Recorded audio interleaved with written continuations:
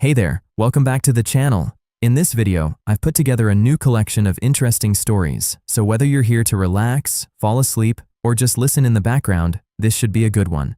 Feel free to let me know where you're listening from and what time it is for you. It's always interesting to see where everyone is tuning in from. Now, let's start with the first story. It is titled, My father suddenly called. Is your wife home? I said, no, she's at work. Why? He replied, go to your daughter's room. Check under her bed. Don't let your wife know you found it.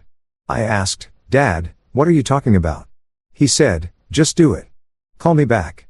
And whatever you do, don't contact your wife. I walked to my daughter's room. What happened next was shocking. Chapter 1, The Call. Wade Robertson had always believed in the simple mathematics of a good life. An honest day's work plus a loving family equals happiness. At 34, he built exactly that. His architectural firm specialized in designing sustainable community centers, work that paid well enough to provide comfort without the soul-crushing hours of corporate architecture.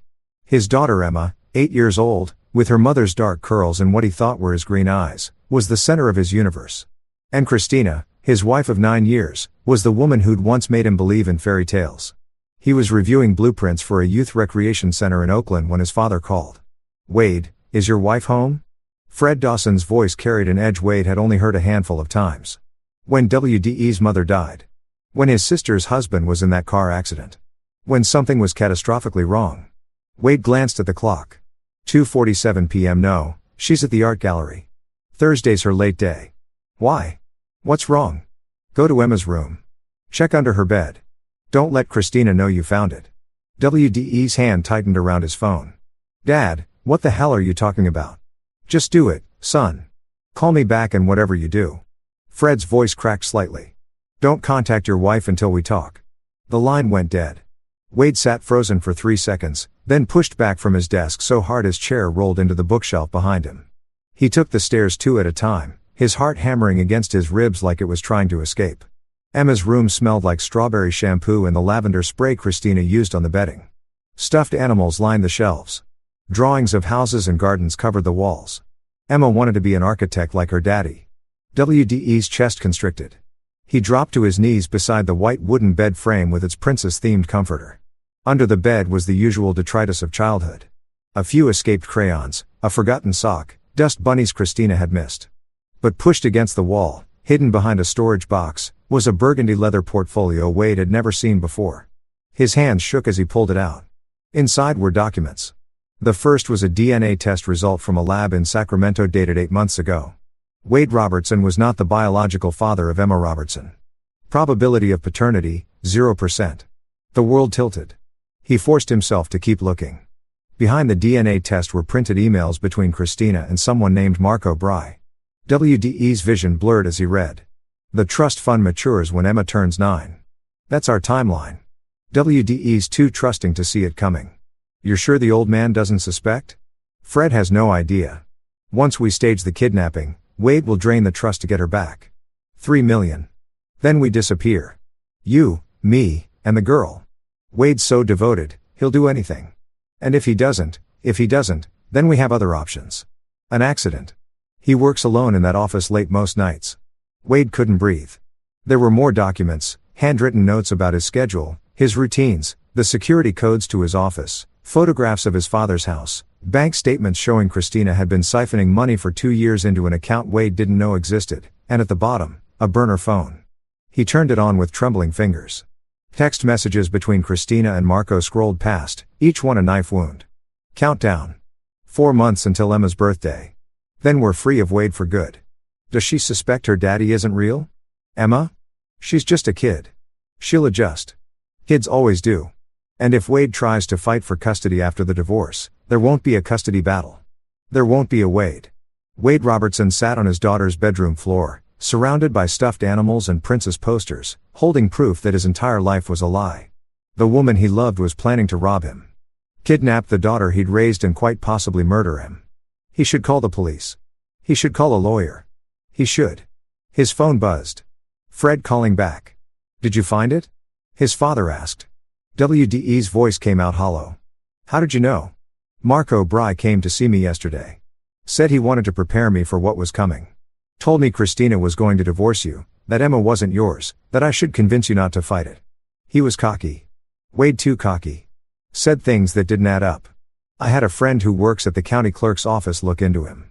He's got a record. Fraud, extortion. I hired someone to dig deeper and they found enough for me to know you needed to see what was under that bed. Dad, they're planning too. I know. I've read copies of everything. I photographed it all when Christina was out last week. Fred's voice hardened. Marco made a mistake coming to me. He thought he could manipulate an old man. What he doesn't know is that I didn't build Dawson Construction from nothing by being stupid. And he sure as hell doesn't know what this family does to people who threaten our own. Wade closed his eyes. Fred Dawson was 72, a retired contractor who'd spent 50 years in the rough world of construction. He taught Wade that success required strategy, timing, and the willingness to get your hands dirty when necessary. What do we do? Wade asked. First, you act normal. Christina can't know we're onto her. Second, you document everything. I'll send you the number for Terrence Irwin, a private investigator I've used before. Third, we gather our people because, son, we're not just going to stop these bastards. Fred's voice dropped to something cold and promising. We're going to destroy them. Chapter 2, The Mask. WDE spent the next hour photographing every document, every text message, every piece of evidence. Then he carefully returned everything exactly as he'd found it, checking 3 times to make sure the portfolio was positioned correctly behind the storage box. He was in his home office, staring blankly at his computer screen when Christina came home at 6. Hey babe. Her voice floated up the stairs, light and cheerful, the voice of a woman without a care in the world. Emma is still at Jamie Young's house for the play date. I'm going to start dinner. Wade's stomach turned. Jamie Stout, Christina's best friend since college. Was she in on it, too? Sounds good, he called back, impressed by how steady his voice sounded. I'll be down in 10. He waited until he heard her moving around the kitchen, then called Terrence Irwin. The private investigator answered on the second ring. You must be Fred's son. He briefed me. I'm sorry for what you're going through. Can you find out everything about Marco Berry and Christina's friend, Jamie Stout? I need to know who else is involved. Already started. Marco Berry, 37, originally from Miami. 2 fraud convictions, served 18 months total. He's been in the Bay Area for 3 years. Works as a financial consultant, but has no legitimate clients I can find. Lives in a condo in San Jose that's way beyond his means. Wanna guess who's been making the rent payments? Wade closed his eyes. Christina. Bingo. Payments from her secret account. I'll have more by tomorrow, including surveillance. As for Jamie Stout, she's clean so far, but I'll dig deeper. Fred mentioned you need a lawyer, too. Carlton Phillips is the best. Handles high-stakes divorces, but he also knows how to deal with complicated situations. I'll set up a meeting. After hanging up, Wade forced himself downstairs. Christina was making pasta, humming along to music from her phone. She wore the blue sundress he'd bought her for their anniversary. Her dark hair was pulled into a loose bun, a few curls escaping to frame her face. She looked exactly like the woman he'd fallen in love with 10 years ago at a gallery opening in Sacramento. How had he never seen it? The lies, the betrayal. Had there ever been any truth between them? You look stressed, Christina said, glancing over her shoulder with a concerned smile. Tough day. Wade moved behind her, forcing his arms around her waist, forcing himself to kiss her neck the way he always did. Every touch felt like touching poison. Just the usual deadline pressures. This smells amazing. She leaned back against him. You work too hard. Maybe we should take a vacation. Emma's birthday is coming up. We could do something special. Disneyland. Or maybe. She paused. Maybe somewhere more exciting. Just the 3 of us. The 3 of us. Before you fake her kidnapping and destroy me. That sounds perfect, Wade said. Let's plan it. That night, after Emma came home full of stories about her play date, after dinner and bath time and reading 3 chapters of Charlotte's Web, after Christina kissed him good night and rolled over to sleep, Wade lay in the darkness and planned. He couldn't just go to the police. Christina and Marco had been careful. The emails mentioned plans, but not explicit details. A good lawyer could argue it was just talk and a fair fantasy that went nowhere. And what about Emma, the girl he'd raised, who called him daddy, who drew pictures of the buildings they designed together someday? In the eyes of the law, if he wasn't her biological father and couldn't prove Christina was an unfit mother, he might lose her entirely. No, this required something more. His phone buzzed with a text from Fred. Meeting tomorrow, 10 a.m. my house. Terrence and Carlton will be there. Bring everything. Then another text. Son, I know what you're feeling. But we do this smart. We make sure they can't hurt anyone ever again. Trust me. Wade texted back. I trust you, Dad. The next morning, Wade told Christina he had a client meeting across town. Her kiss goodbye felt like betrayal made flesh. At Fred's house, Wade found his father in the study with two other men. Terrence Irwin was 50-some, lean and weathered with the alert eyes of someone who'd seen every kind of human ugliness.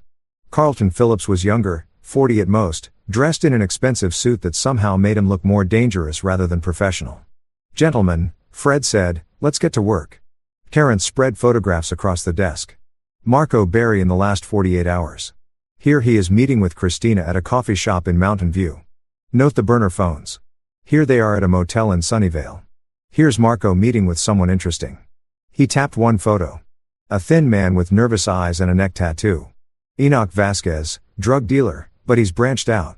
For the right price, he provides fake IDs, documents for smuggling people across borders, and according to my sources, he's been involved in staged kidnappings before. All fake. All for insurance fraud or ransom schemes. Marco paid him $15,000 last week. WDE's blood went cold. They're really going to do it. Carlton Phillips leaned forward. Here's what we know legally. You're Emma's presumptive father. You're on the birth certificate. You've raised her since birth. That gives you parental rights regardless of biology. However, Christina could challenge that. The evidence of her plan is good, but circumstantial. What we need is for them to actually commit a crime we can prove, but one that doesn't put Emma in real danger.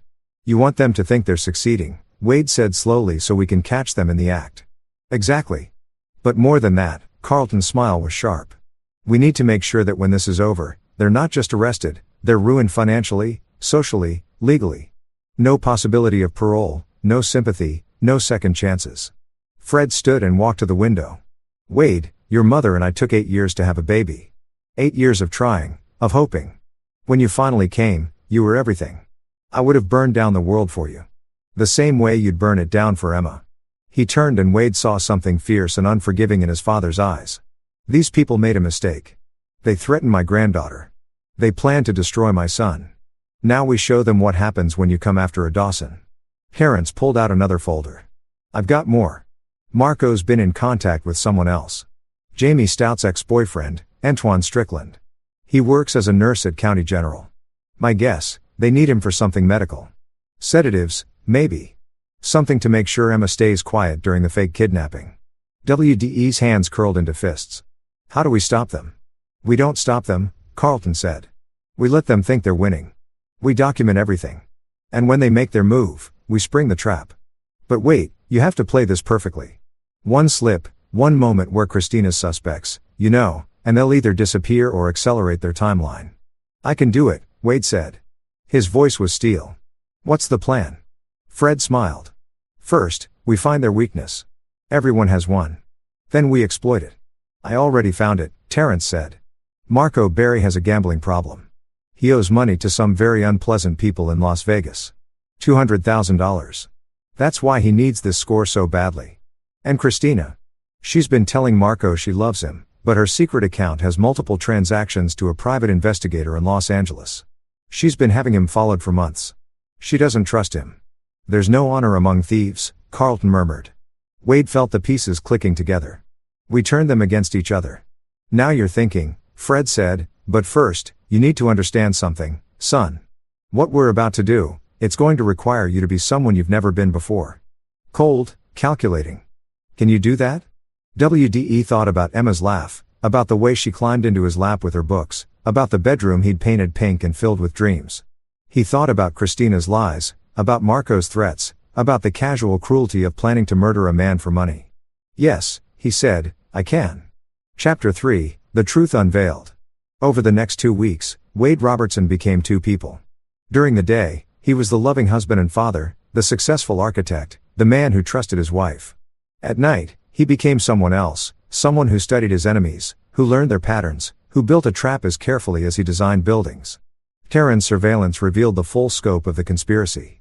Marco and Christina met 3 times a week, always at different locations, always careful. They'd been planning this for over a year, since shortly after Christina had discovered Emma's true paternity through a heritage DNA test she'd done secretly. The biological father was a one-night stand from a conference in Chicago, a man who'd never known about Emma and whom Christina had no intention of ever contacting. But the revelation had changed something in her. She'd confessed the affair to Marco, whom she'd been seeing on and off for 5 years, and together they'd hatched their plan. WDE's family money, the trust fund his grandmother had established, Emma's upcoming 9th birthday when the funds matured. It was all just opportunity to them. Jamie Stout was indeed involved, though peripherally. She knew about the affair, but believed Christina was planning a simple divorce. She'd agreed to provide an alibi for the day of the planned kidnapping. Christina would be at the gallery with Jamie when Emma disappeared. Antoine Strickland, the ex-boyfriend, had provided pediatric sedatives that would keep Emma calm but not harm her. The kidnapping was planned for 3 weeks away on a Saturday when Wade would be at his office catching up on work, his predictable routine. Emma would be taken from a park near their house. The ransom would be $3 million to be paid within 48 hours. Marco had already arranged for fake passports and traveled to Costa Rica, a country with no extradition treaty with the United States. What Christina and Marco didn't know was that Wade now knew every detail. What they also didn't know was that Wade had his own plans. On a Friday night, 2 weeks into his investigation, Wade took Christina to dinner at the expensive Italian restaurant where he'd proposed.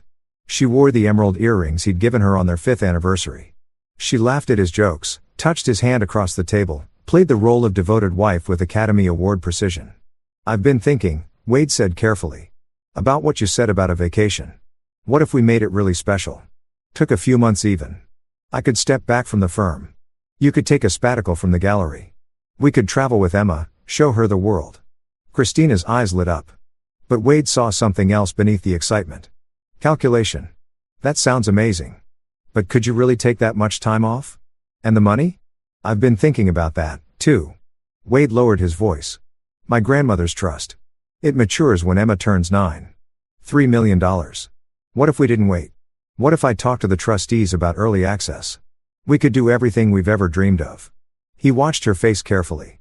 Greed, surprise, suspicion, all flickering across her features before she settled on pleased astonishment. "Wade, are you sure that money is for Emma's future?" "We're her future," Wade said, hating every word. Hating how easily the lies came now. "And I want to make memories with my girls while we can. Life's too short, you know."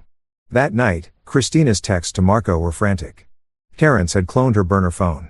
Every message appeared in real time on WDE's laptop. "He's talking about accessing the trust early. This could change everything." "How early?" "He's meeting with the trustees next week. If he gets the money before Emma's birthday, we don't need the kidnapping. We could just divorce him and take half in the settlement." "Don't be stupid. Half isn't enough. We stick to the plan." "But Marco, if he has the money liquid, we could what?" "Ask nicely, Christina. I owe people in Vegas who don't take IUs. We need all of it and we need Wade out of the picture. His death has to look natural or the money goes to Fred and we get nothing. The kidnapping gives us control. We stick to the plan. I'm just saying maybe there's another way." "There's no other way. Stop thinking. You're not good at it." Wade screenshot the messages and sent them to Carlton.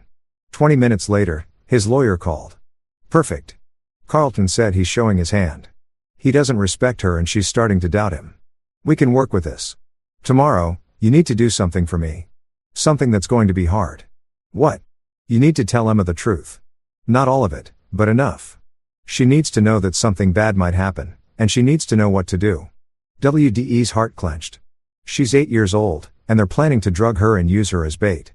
"Wait, Aid, I know this is horrible, but if we're going to protect her, she needs to be prepared. Child psychologists say kids are resilient when they understand what's happening. It's the uncertainty and helplessness that traumatizes them." That night, after Christina had gone to bed, Wade sat with Emma in her room. She was in her princess pajamas clutching her favorite stuffed rabbit. "Daddy, you look sad." Wade pulled her into his lap. "Emmy, I need to talk to you about something important. Can you be a big girl? And listen carefully." She nodded, her green eyes so like his own. Even if they weren't connected by blood, wide and trusting. "Sometimes," Wade said slowly, "people aren't who we think they are. Sometimes people we love make bad choices. Do you understand? Like when Susie at school stole from the book fair. Kind of like that but bigger. Emmy, there might be some people who try to take you away from me. They might say it's a game or an adventure, but it's not. If anyone, and I mean anyone, even someone you know, tries to take you somewhere without me or Grandpa Fred, I need you to scream as loud as you can and run away. Can you do that? Emma's lip trembled. Is mommy one of the bad people? WDE's breath caught. Kids knew. They always knew on some level. I don't know yet, sweetheart.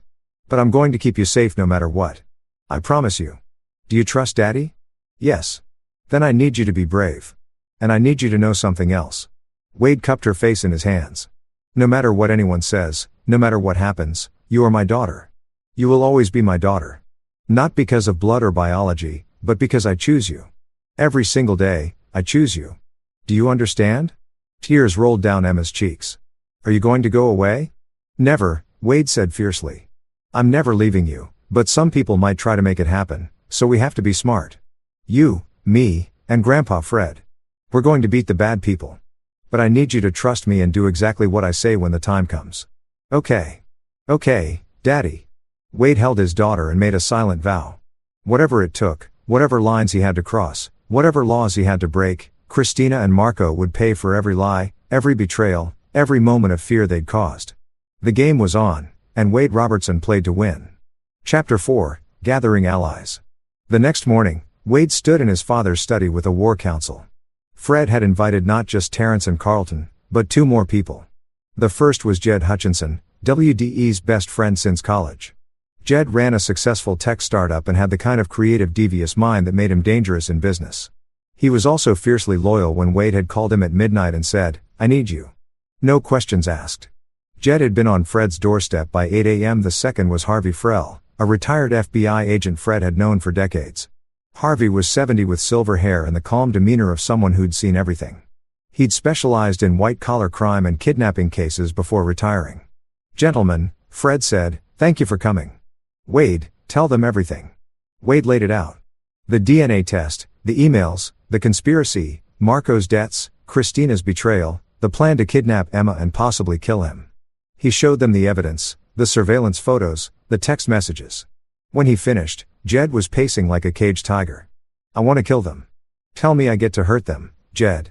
Harvey said mildly. "Let's save the creative violence for Plan B, though I appreciate the enthusiasm." Carlton spread a timeline on the table. "The kidnapping is scheduled for 3 weeks from tomorrow. Here's what we know. Marco will take Emma from Maplewood Park at 2 p.m. He'll use chloroform initially, then the sedatives. He's rented a storage unit in Fremont where he'll keep her for the 48 hours.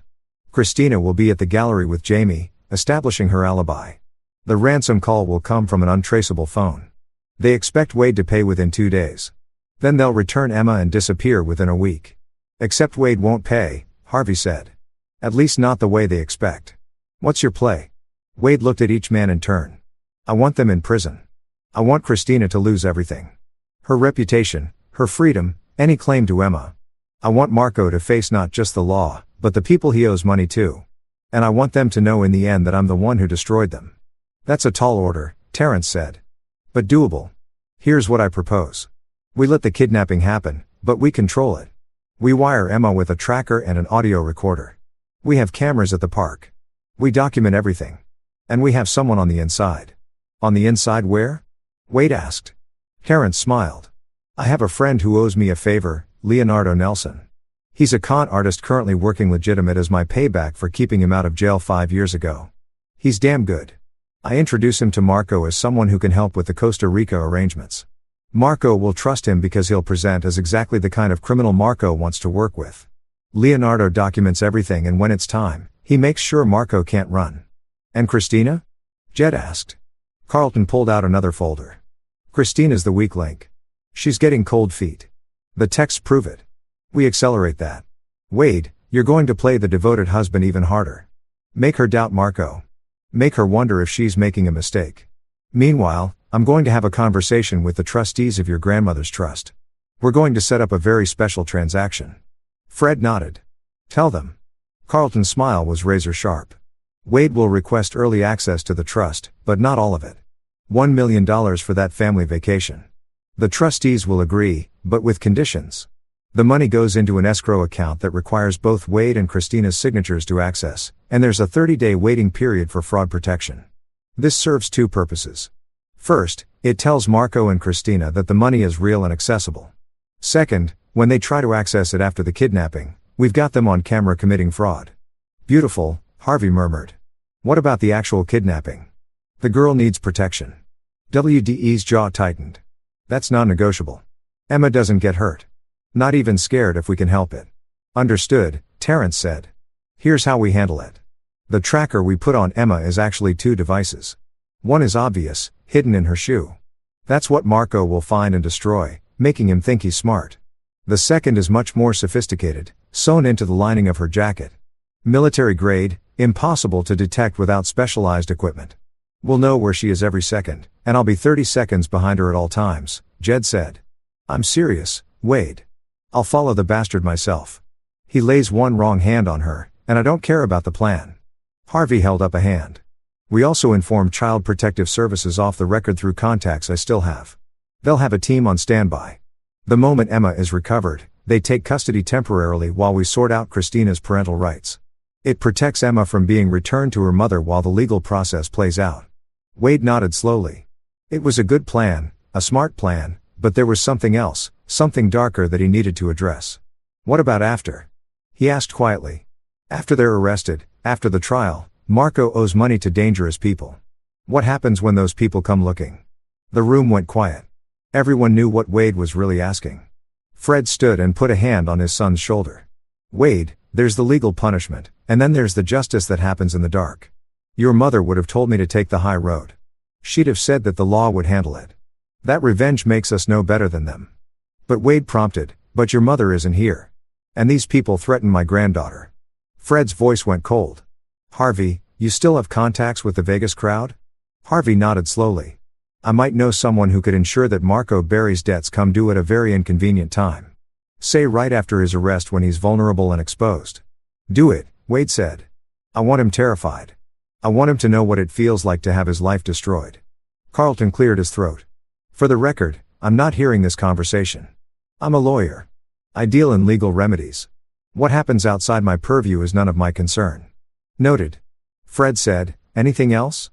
Jed raised his hand like they were in school. I have a thought about Christina. She's been working at the Harrington Gallery for 5 years, right? What if the gallery's director found out she's been embezzling from them? Small amounts, but consistent. Say if someone with tech skills looked at their accounting system and found some interesting discrepancies. Wade turned to him. Has she been embezzling? Probably not. But I can make it look convincing enough that they'll fire her and press charges while they investigate. Even if the charges don't stick, she loses her job and her reputation in the art world. It's a small community. She'll never work in it again. Gentlemen, Harvey said, I think we have a plan. Let's review the timeline one more time. For the next hour, they mapped out every detail. Wade would continue playing the loving husband while slowly introducing doubts about Marco to Christina. Leonardo Nelson would insert himself into Marco's orbit, gaining his trust while documenting everything. The tracker would be placed on Emma 3 days before the kidnapping. Jed would handle the surveillance and be Emma's shadow. Harvey would coordinate with law enforcement off the record through old contacts to ensure rapid response when needed. Carlton would handle all legal aspects, including the trust fund, maneuvering and preparing custody documentation. And Fred would be the general, coordinating everything, making sure his son didn't break under the weight of pretending his marriage wasn't a lie. As the meeting broke up, Harvey pulled Wade aside. Son, I've been doing this kind of work for 40 years. I've seen people consumed by revenge. It becomes all they are. Don't let that happen. At the end of this, you still need to be Wade Robertson, Emma's father, the man who builds community centers and believes in doing good. Don't lose that man in the fight. Wade nodded. I'll try. Don't try. Do it because Emma is going to need that man when this is over. That night, Wade lay next to Christina and listened to her breathe. She'd kissed him before sleep, murmured, I love you. Against his chest. Every word a lie, every touch of betrayal. But Harvey was right. He couldn't let this consume him. For Emma's sake, he had to remember who he was. Even as he planned to destroy the woman next to him, he had to hold on to his humanity. It was the hardest thing he'd ever done. Chapter 5. The deception deepens. Leonardo Nelson was a work of art. At 45, he looked like every criminal stereotype. Neck tattoo, scarred knuckles, dead eyes. But Wade knew from Terrence that Leonardo had an MBA and spoke 3 languages. He was exactly what Marco Berry needed. The introduction happened at a bar in San Jose. Terrence brought Leonardo. Marco brought his ego. My friend here, Terrence said, can get you to Costa Rica clean. New identities, bank accounts, the works. He's pricey, but he's thorough. Marco eyed Leonardo suspiciously. How do I know you're not a cop? Leonardo smiled, showing a gold tooth. Because cops don't have 15 years in San Quentin on their record. Check it yourself. Leonardo Nelson. Extortion and fraud. Released 2 years ago. These days I help people disappear. You interested or not? Over the next week, Leonardo became Marco's confidant. He learned about the kidnapping plan, the ransom, the timeline. Every conversation was recorded. Every meeting documented. And slowly Leonardo began planting seeds. Your partner, this Christina, she's solid. She's fine. Bit emotional, but she'll do what I tell her. Women always get emotional. That's when they become liabilities. You sure she won't crack when the kid is crying? When her husband is begging, Wade, listening to the recordings later, heard Marco's hesitation. She'll hold. She wants out of that marriage bad enough. If you say so, I don't trust partners. They always want more or they get scared. You might want a backup plan. Something that keeps her quiet if she starts to waver. Meanwhile, Wade was executing his own plan with Christina. He came home with flowers, took her to romantic dinners, played the attentive husband, and carefully, delicately, he poisoned the well. I've been thinking about that vacation, he said. One night, starting fresh, just the three of us. Christina, have you ever felt like life gave you a second chance? Like you could leave behind all your mistakes? She stiffened slightly. What mistakes? Not you, babe. Me. I worked too much when Emma was a baby. Missed too many moments. I want to fix that. I want to be the father and husband you deserve. Tears filled her eyes. Real or fake? Wade couldn't tell anymore. Wade, you're a wonderful father. Emma adores you. I adore her, too. I can't imagine life without her. He paused. Or without you. Sometimes I worry. What if something happened? What if I lost you both? It terrifies me. That night, Christina's texts to Marco were illuminating. He's being so sweet lately. It's making this harder. Stay focused. 2 more weeks. What if we just took the money and left? No kidnapping, just the divorce. You're not getting cold feet now. I told you his death has to look natural or accidental. The kidnapping provides cover. Stick to the plan. I didn't sign up to hurt Emma. You signed up for $3 million. Figure out what matters more. WDE showed the messages to Carlton. She's breaking. Should we push harder? Yes, but carefully. We need her to follow through with the kidnapping so we can catch them in the act. We're also going to add one more element. Carlton explained the escrow account with the $1 million would accidentally show up in Christina's email. A document from the trustees supposedly sent to Wade but CC'd to her by mistake. It would show the money sitting there accessible in 2 weeks, 1 week before the kidnapping. She'll see it and think they don't need to kidnap Emma. Wade said they could just drain the account, right? But Marco will convince her otherwise. And we'll have proof of her willingness to commit financial fraud. Plus, her hesitation on the texts gives you leverage for custody. No judge will give her Emma after seeing that she knew about the kidnapping plan. The trap was set. Now they just had to wait for Marco and Christina to walk into it. But 3 days later, everything almost fell apart. Wade came home to find Christina in Emma's room crying. For a moment, his heart stopped. Had she found the recording equipment? Did she know? Christina, what's wrong? She looked up, mascara running down her face. I'm a terrible mother. Wade forced himself to move slowly to sit beside her. Why would you say that? Emma asked me today if I loved her. What kind of mother makes her child doubt that? WDE's mind raced. He needed to say something, but what? Emmy's 8. Kids ask questions like that. It doesn't mean it does mean something. Christina grabbed his hand. Wade, what if we did run away? What if we took Emma and just disappeared? Started over somewhere new, just the 3 of us. This was it. The moment where Christina could choose differently, could back out, could be something other than a monster. Wade found himself actually hoping she'd take the out. Choose her daughter. Prove there was something human left in her. We could, Wade said carefully. We could go anywhere you want. For a long moment, Christina stared at him. Then her phone buzzed. She glanced at it and Wade saw her expression harden. Never mind, she said, standing abruptly. I'm just being emotional. Forget I said anything. She left the room. Wade checked his laptop later and saw Marco's text. Getting sentimental. Remember what happens if you back out now? I know people, Christina, people who don't appreciate being set up to take a fall. You're in this whether you like it or not. Marco was threatening her. And Christina, instead of going to the police, instead of confessing to Wade, instead of protecting her daughter, had chosen to proceed. Whatever sympathy Wade might have felt evaporated. She'd made her choice. Now she'd live with the consequences. Chapter 6. Countdown. With 1 week until the kidnapping, Wade moved Emma to stay with Fred. He told Christina it was because Fred had been lonely since WDE's mother died, and Emma loved spending time at Grandpa's house. Christina agreed too quickly, relief flashing across her face. She wanted Emma out of the house, wanted distance from her daughter before the betrayal. At Fred's house, Wade sat with Emma and explained more. She'd be going to the park next Saturday with Wade, and a bad man might try to take her. But it was okay. It was part of the plan to catch the bad people. Grandpa Fred would be nearby. Uncle Jed would be watching. And Daddy would come get her before anything scary happened. What about Mommy? Emma asked quietly. Wade couldn't lie to her anymore. Mommy made some bad choices. Emmy, I'm sorry. Will I still see her? I don't know, sweetheart. Maybe sometimes if that's what you want. But you'll live with Daddy and Grandpa Fred. Is that okay? Emma thought about it, then nodded. Daddy, when this is over, can we get a dog? Wade laughed, tears pricking his eyes. Yeah, baby, we can get a dog. That night, Jed and Terrence did a final check of all equipment. 2 tracking devices in Emma's jacket, impossibly small, an audio recorder disguised as a button, cameras positioned throughout Maplewood Park. Leonardo had provided Wade with detailed information about the storage unit in Fremont, layout, security, everything. Harvey had mobilized his contacts.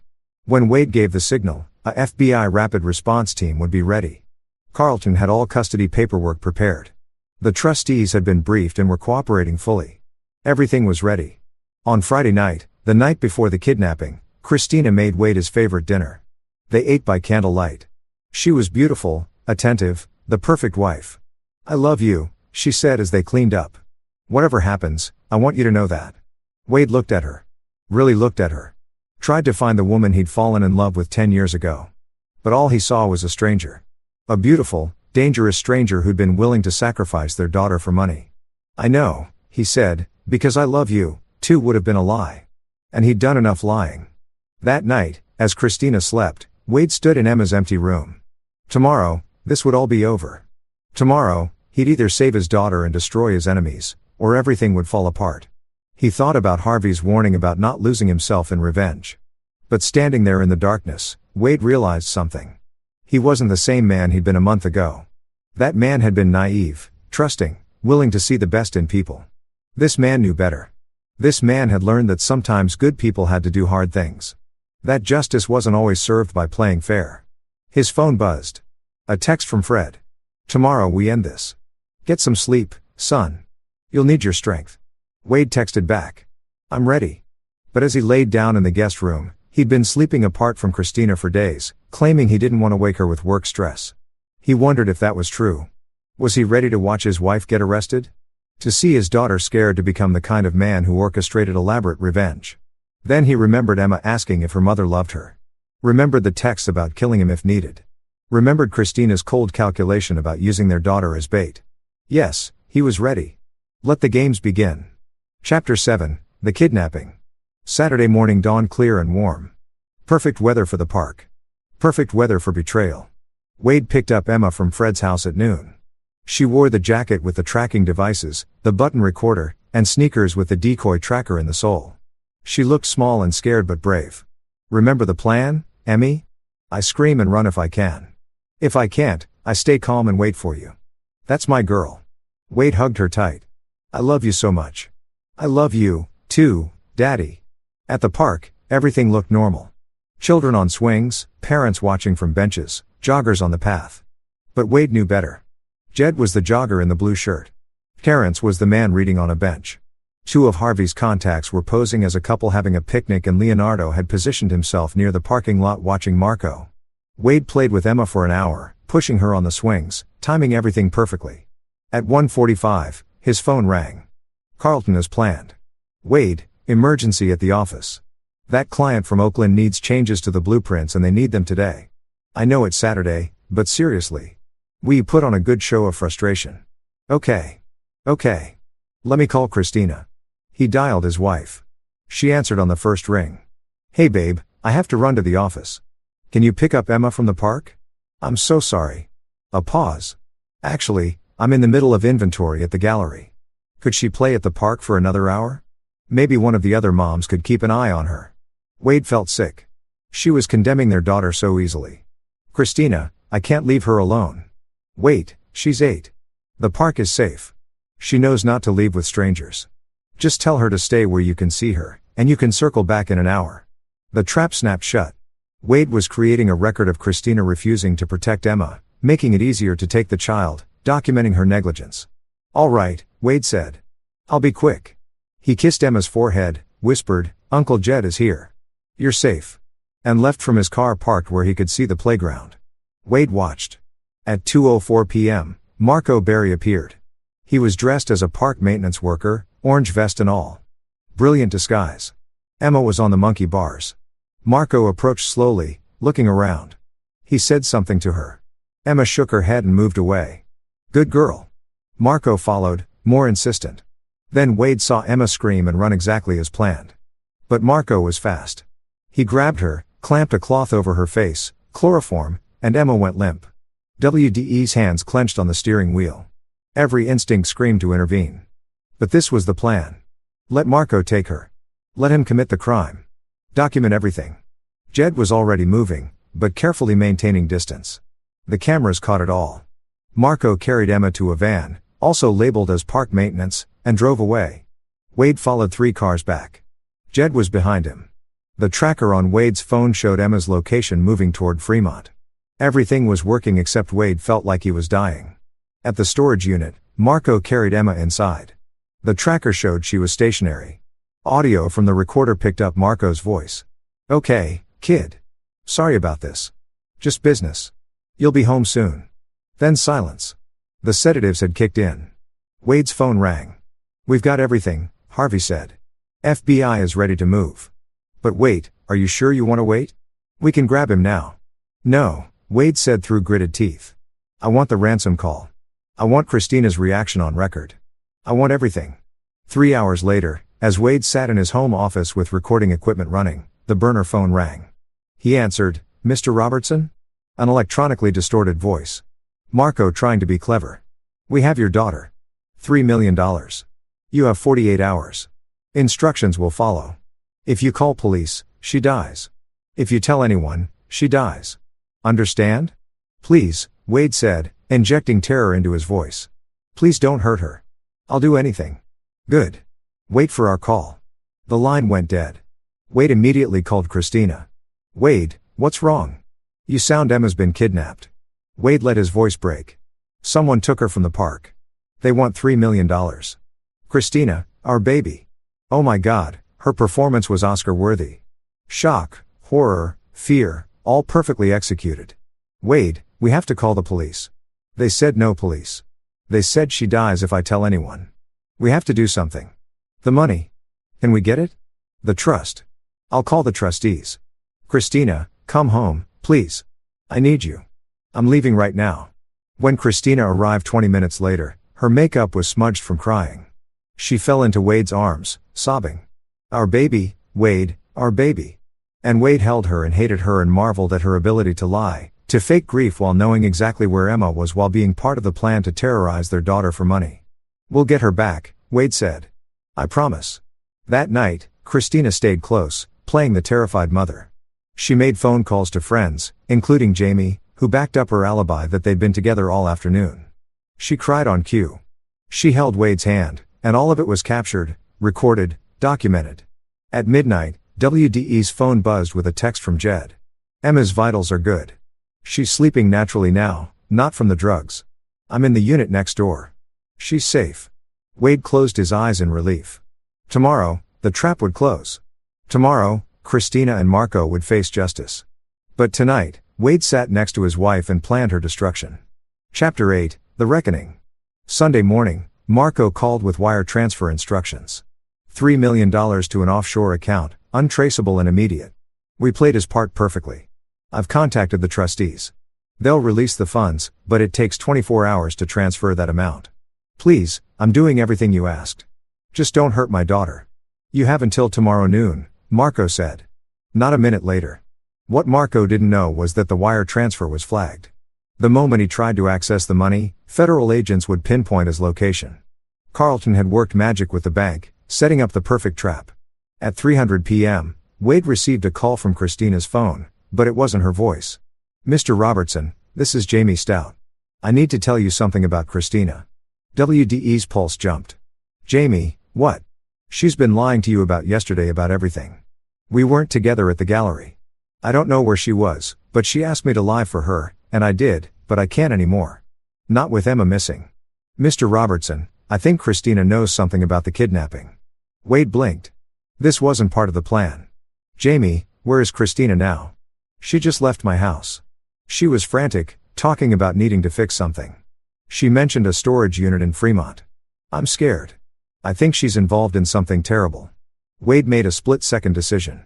"Jamie, call this number." He gave her Harvey's contact. "Tell him everything you just told me. Then stay where you are and don't talk to Christina." He hung up and immediately called Terrence. Jamie Stout just flipped. "She's talking. Where's Christina?"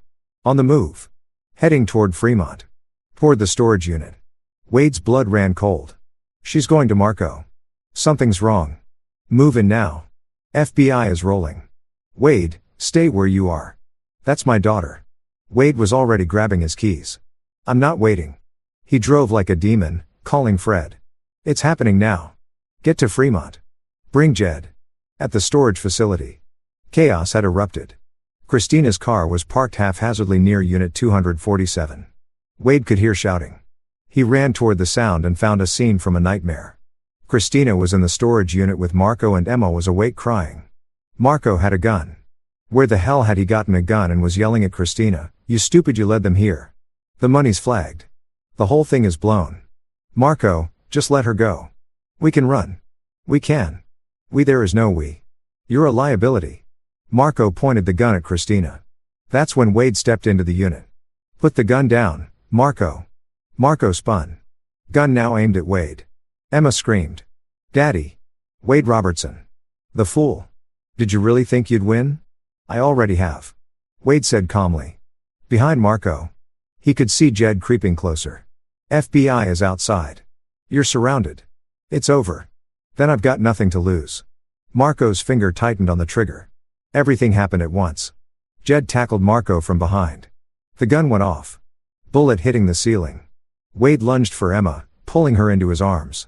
Christina screamed, and suddenly the unit was full of FBI agents, weapons drawn, shouting commands. Marco fought like a wild animal, but Jed and 2 agents subdued him. Handcuffs snapped on, rights were read, and Christina just stood there frozen as an agent approached her. "Christina Robertson, you're under arrest for conspiracy to commit kidnapping, extortion, and fraud." She looked at Wade, and for the first time he saw real fear in her eyes. "Wade, please. I'm sorry. I never meant." "You meant all of it," Wade said coldly, holding Emma tight.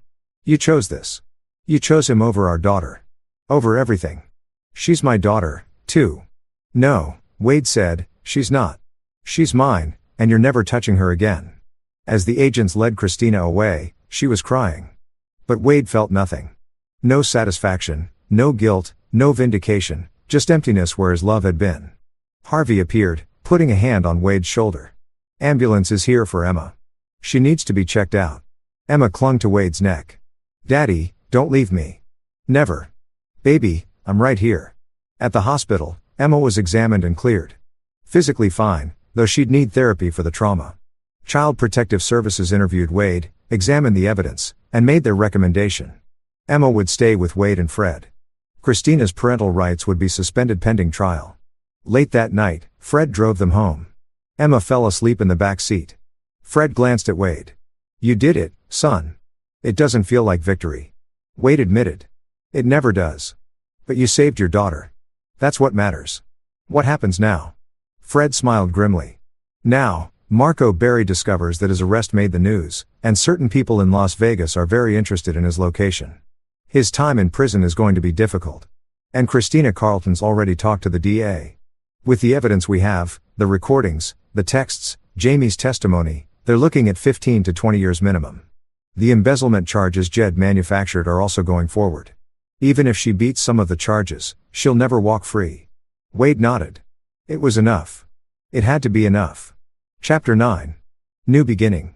3 months later, Wade stood in Emma's new bedroom at Fred's house, which was now their house. They'd sold the old house. Too many memories. This room was yellow and bright with drawings of buildings covering the walls and a golden retriever puppy named Justice sleeping in the corner. Emma had adjusted better than Wade had dared hope. Therapy helped. So did the stability of knowing her father and grandfather loved her unconditionally. She still had nightmares sometimes, but they were getting less frequent. Christina had pleaded guilty to conspiracy charges in exchange for a reduced sentence. 15 years with possibility of parole in 10. She'd written letters to Emma that Wade kept in a safe. When Emma was older, if she wanted to read them, that would be her choice. Marco Berry had lasted 3 weeks in county jail before someone connected to the Vegas gambling syndicate found him. He'd been beaten badly enough to require hospitalization. When he recovered, he'd been transferred to federal prison to await trial. Harvey's contacts suggested Marco's life expectancy was measured in months, not years. Wade tried to feel something about that and couldn't. Jamie Stout had testified against Christina in exchange for immunity. She'd claimed she didn't know the full scope of the plan and the DA believed her. She'd moved out of state shortly after. The art gallery had pressed embezzlement charges against Christina. Even though Jed had fabricated the evidence, their investigation uncovered real financial irregularities. Apparently, Christina had been stealing in small amounts for years. Her reputation was destroyed. As for Wade, he'd thrown himself back into work. The Oakland Youth Center was nearly complete. He'd also started a foundation in Emma's name to help children of incarcerated parents. A way to turn his pain into something constructive. "Daddy." Emma appeared in the doorway holding her favorite book. "Will you read to me?" Wade smiled. "Always, sweetheart." As they settled into the reading chair, Emma asked the question she asked periodically. "Do you think Mommy really loved me?" Wade had learned not to lie to her. "I think she loved you the way she was capable of loving. But she made terrible choices and those choices hurt people. Love isn't just a feeling, Emmy. It's actions. It's choosing someone's well-being over your own desires. Your mom didn't do that. But you do," Emma said.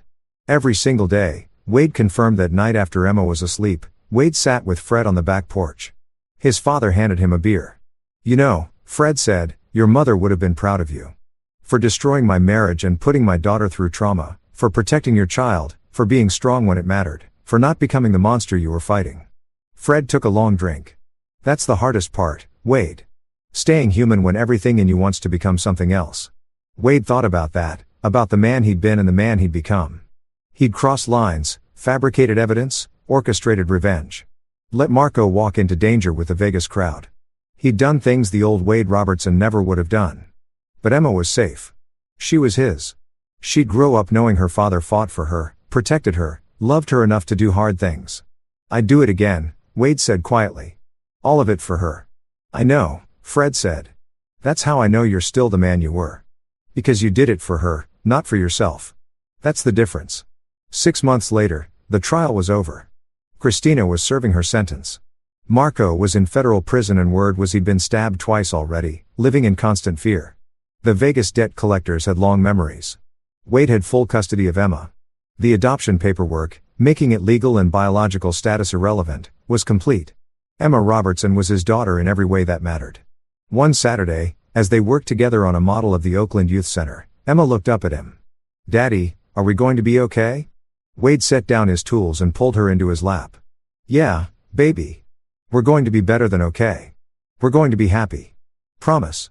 Promise." And for the first time since his father's phone call had shattered his world, Wade Robertson believed it. They'd survived. They'd won. And most importantly, they'd done it together. The nightmare was over. The future was theirs to build. And Wade Robertson, architect of buildings and now of his own redemption, knew exactly how to construct a life worth living. One day, one choice, one moment of love at a time. That brings this story to an end. Honestly, a pretty interesting one if you ask me. Let me know your thoughts down below, and let's start with the next one right away. This one is titled, "Nobody from my family came to my graduation. Not even my wife nor my kids. They all went to my wife's rich ex-husband's house opening party instead. But when I walked off stage, my phone buzzed with a message from my wife. 'We need to talk urgently.' Wife's 95 missed calls, so here I am. Marcus Hall, 37 years old, and finally holding a master's degree like it's some kind of holy grail. 5 freaking years of my life down the drain for this piece of paper. And honestly, I'm not even sure if I should be proud or just relieved that the torture is over. You want to know what 5 years of night school while juggling a full-time job and 2 kids looks like? Picture a hamster on a wheel, except the hamster is caffeinated beyond belief, running on 3 hours of sleep, and the wheel is on fire. My alarm went off every morning at 5:30 a.m. sharp, because apparently that's what responsible adults do. We wake up before the sun and pretend we're not dying inside. First order of business was always the same routine. Stumble to the kitchen like a zombie. Fire up the coffee machine, my one true love, and start the breakfast assembly line. Liam, my 14-year-old son, needed enough food to fuel a small army because teenage boys are basically human garbage disposals with attitude problems. Grace, my 11-year-old daughter, was pickier than a food critic at a 5-star restaurant and would reject anything that wasn't perfectly arranged on her plate. Meanwhile, I'm standing there in my boxers and yesterday's t-shirt, trying to make everyone happy while mentally rehearsing my presentation for the Henderson account. The lunch packing situation was its own special kind of hell. Liam wanted everything loaded with enough protein to build a small house, while Grace insisted on those fancy organic crackers that cost more per ounce than gold. I'd stand there at the counter assembly lining sandwiches like I was working at Subway. Except I wasn't getting paid and my customers were way more demanding. "Dad, you forgot the mustard." Or "You? This apple has a bruise on it." Became the soundtrack of my mornings. God forbid I should mess up their culinary masterpieces. You'd think I was poisoning them instead of just trying to keep them fed. Then came the real fun part. 10 hours at Clarkson Financial Group, where I spent my days buried deeper in client portfolios than a gravedigger in overtime. Market reports became my Bible and I could recite stock prices like some people quote Shakespeare. My desk was a disaster zone of coffee rings, sticky notes, and the hopes and dreams of middle-class Americans who trusted me with their retirement funds. No pressure there, right? Just the financial futures of dozens of families riding on my ability to read market trends and not screw up their life savings. Some days I felt like a fortune teller with a business degree trying to predict which way the wind would blow in an economy that changed directions more often than a GPS with a broken antenna.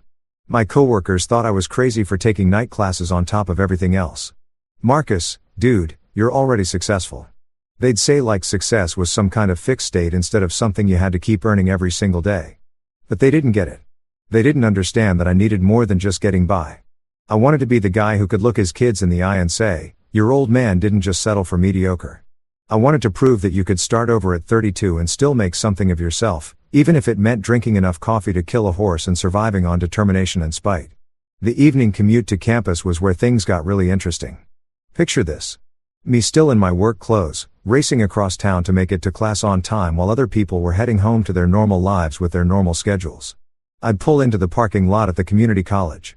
And there I'd be, the old guy surrounded by 20-sums who still thought energy drinks were a food group and that staying up until 2 a.m. was totally reasonable. 3 hours of lectures stretched ahead of me like a marathon I never trained for.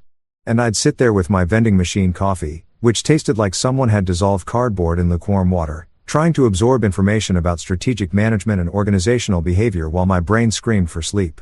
The notes I took during those classes looked like they were written by someone having a seizure. Half the time, I'd wake up the next morning and stare at my notebook, wondering if I'd written in English or just given up and started drawing. Abstract art, synergistic paradigm shifts, and leveraging core competencies. I swear these professors invented new ways to say simple things just to mess with us. But I kept showing up, kept taking notes, kept telling myself that every minute of this academic torture chamber was an investment in my family's future. Claire started out as my biggest cheerleader, bringing me snacks during late-night study sessions and bragging to her friends about her husband bettering himself. But somewhere around year 3, when the novelty wore off and she realized this wasn't just a quick sprint to the finish line, her enthusiasm started evaporating faster than water on hot asphalt. "You're never home anymore," became her favorite complaint, which was hilarious considering I was home every single night, just with my face buried in textbooks instead of planted in front of the TV watching whatever reality show was rotting America's brain that week. The worst part wasn't even the studying or the exhaustion. It was watching my family slowly stop believing in what I was doing. Liam would roll his eyes when I'd miss his basketball games because I had exams. Grace stopped asking me to help with her homework because Daddy's always busy with his own homework. And Claire, she went from supportive wife to something closer to a single mom who happened to share a mortgage with a guy who lived at the kitchen table surrounded by highlighters and empty coffee cups. But I kept telling myself it would all be worth it on graduation day. I had this vision, probably stolen from some cheesy movie where they'd all be there in the audience, beaming with pride as I walked across that stage. Claire would have tears in her eyes. The kids would cheer loud enough to embarrass me. And for once, all those sacrifices would make sense. We'd go to dinner afterward, and they'd finally understand why I'd put us all through 5 years of controlled chaos. I'd proven that Marcus Hall wasn't just another middle-aged guy who peaked in high school. I was someone who could set a goal and crush it, even if it nearly crushed me first. The irony wasn't lost on me that I'd spent 5 years learning about business leadership while slowly losing control of my own household. Here I was studying theories about motivating teams and managing resources while my actual team at home was falling apart and my most important resources, time with my family, were being mismanaged worse than a startup with a gambling problem. But hey, at least I could write a killer paper on work-life balance, right? The academic kind of balance, not the actual living it kind that I'd apparently never figured out. Looking back now, I should have seen the warning signs. The way Claire started mentioning Victor more often like he was this shining example of success who had his priorities straight. The way my kids started comparing me to him. Victor took us to that new arcade, or Victor's car is so much cooler than Dad's. But I was too busy cramming for finals and calculating my GPA to notice that while I was building my future, my present was slowly slipping away like sand through my fingers. The truth is I believed. Really truly believed that education was the great equalizer, that hard work and dedication would eventually pay off in ways that mattered. I thought my family would respect the sacrifice, that they'd see a man willing to push himself to his limits for their benefit. I figured they'd understand that sometimes you have to invest in tomorrow, even if it makes today a little harder. What I didn't realize was that while I was busy becoming the man I thought they needed, I was forgetting to be the man they actually wanted around. But graduation day was supposed to fix all that. It was supposed to be the moment when everything clicked into place and they finally got it. Yeah. Well, life had other plans, and those plans involved a pool party that would make my academic achievement look about as important as last week's weather forecast. Let me paint you a picture of Victor Price, because this guy is the kind of character who makes you question everything you thought you knew about fairness in the universe. While I'm over here clipping coupons and calculating whether we can afford name brand cereal this week, Victor's out there living like he's the star of his own reality show called Rich Guys Who Make Everyone Else Feel Inadequate.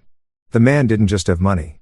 He had the kind of wealth that comes with its own gravitational pull, sucking in admiration and making normal people like me feel about as significant as a gnat at a barbecue. Claire never talks about her first marriage in detail, but the fragments I've pieced together over the years paint a pretty clear picture. She met Victor when she was 25 and working as an interior designer for some high-end firm downtown. He was 32, already climbing the real estate ladder like it was a jungle gym built specifically for his entertainment. Their wedding photos, which by the way are still prominently displayed in my mother-in-law's living room because apparently that's totally normal, look like something out of a magazine spread. Claire in a dress that probably cost more than my first car. Victor looking like he stepped off a yacht advertisement in a venue that screamed, "We have more money than sense and we're not afraid to show it." The marriage lasted 4 years. And here's the kicker. They never had kids together. According to Claire, Victor wasn't ready for the responsibility, too focused on building his empire to worry about building a family. She says it with this wistful tone that makes me wonder if she's talking about the past or dropping hints about her present. But when Victor shows up now, suddenly he's Mr. Fun Uncle who spoils my kids rotten and acts like he invented the concept of being good with children. The guy who was too busy to have kids with his wife is now the hero who takes Liam and Grace to Lakers games and buys them expensive gadgets. I can't justify putting on a credit card that's already groaning under the weight of textbook costs and tuition payments. My in-laws, Richard and Susan, treat Victor like he's the son they never had, which is particularly hilarious since they actually have a son-in-law, me. But apparently I'm the discount version nobody asked for. When we go to family dinners, it's like watching a live-action commercial for how to make Marcus feel like chopped liver in 10 easy steps. Richard, who's about as warm as a penguin convention, lights up like a Christmas tree whenever Victor's name gets mentioned. Did you hear Victor just closed on that waterfront property? Or Victor's thinking about expanding into commercial development. Meanwhile, when I mention landing a new client or hitting my quarterly goals, I get the enthusiasm level usually reserved for discussing lawn maintenance schedules. Susan, bless her heart, tries to be more subtle about her favoritism, but subtle isn't really her strong suit. She'll ask about my work with the same tone people use when inquiring about chronic illnesses. Polite, but clearly hoping to change the subject as quickly as possible. But mention Victor's latest business venture. Suddenly, she's got opinions, insights, and enough questions to fuel a documentary. "Oh, that Victor," she'll say, shaking her head with this fond smile. "Always thinking 3 steps ahead." Yeah, well, I'm thinking 3 steps ahead, too. But apparently, my steps aren't as interesting when they're measured in night school credits instead of real estate acquisitions. The kids, God love them, don't even try to hide their preference for Uncle Victor over dear old dad. And why would they? I'm the guy who makes them do homework and turn off video games at reasonable hours, while Victor's the cool adult who shows up with no rules and unlimited entertainment budget. When Victor takes them out, it's not to McDonald's and a matinee movie. It's the places with names I can't pronounce and activities that cost more than my monthly car payment. Liam comes home talking about go-kart racing and indoor skydiving like these are normal weekend activities. While I'm over here getting excited about a buy one get one free deal at the grocery store, Grace is even worse because she's reached that age where she's starting to notice the difference between comfortable and wealthy. And guess which category her dear old dad falls into? When Victor bought her that iPad for her birthday, the same iPad I'd been promising her for months, but couldn't quite swing financially. I watched her face light up in a way I hadn't seen since Christmas morning when she was 6. That's when it really hit me. I wasn't competing with another dad. I was competing with Santa Claus. And Santa had a real estate license and a portfolio that could choke a horse. The worst part about Victor isn't that he's rich. Okay, fine. That's definitely part of it, but it's that he's actually a decent guy. I've tried to find reasons to hate him, believe me. But the man is frustratingly likable when he's not accidentally making me feel like a financial failure. He's polite to me, respectful to Claire, and genuinely good with the kids. If he were a complete jerk, this would be so much easier. I could channel my resentment into righteous anger and feel justified in my jealousy. Instead, I'm stuck resenting a guy who's basically the successful version of what I'm trying to become, which makes me feel petty and small and about as mature as a teenager whose crush is dating the quarterback.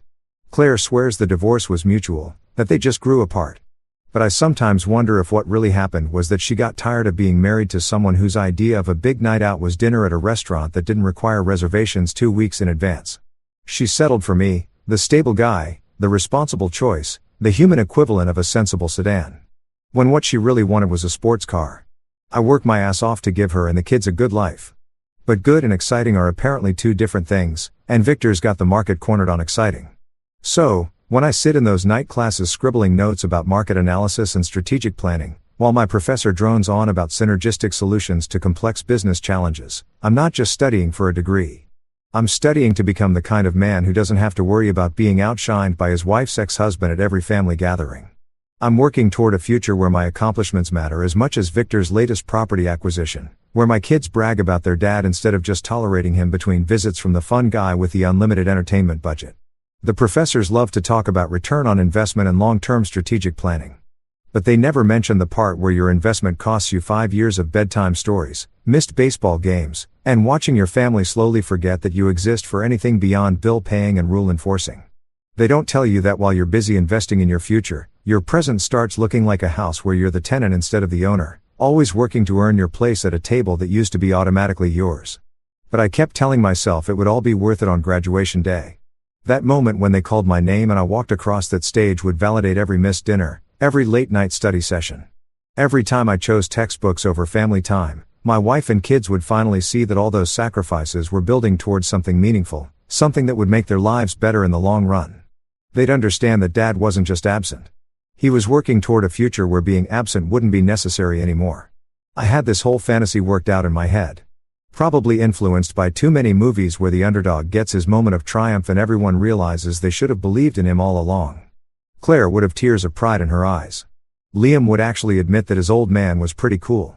And Grace would hug me so tight I'd know that all those nights I missed tucking her and were forgiven.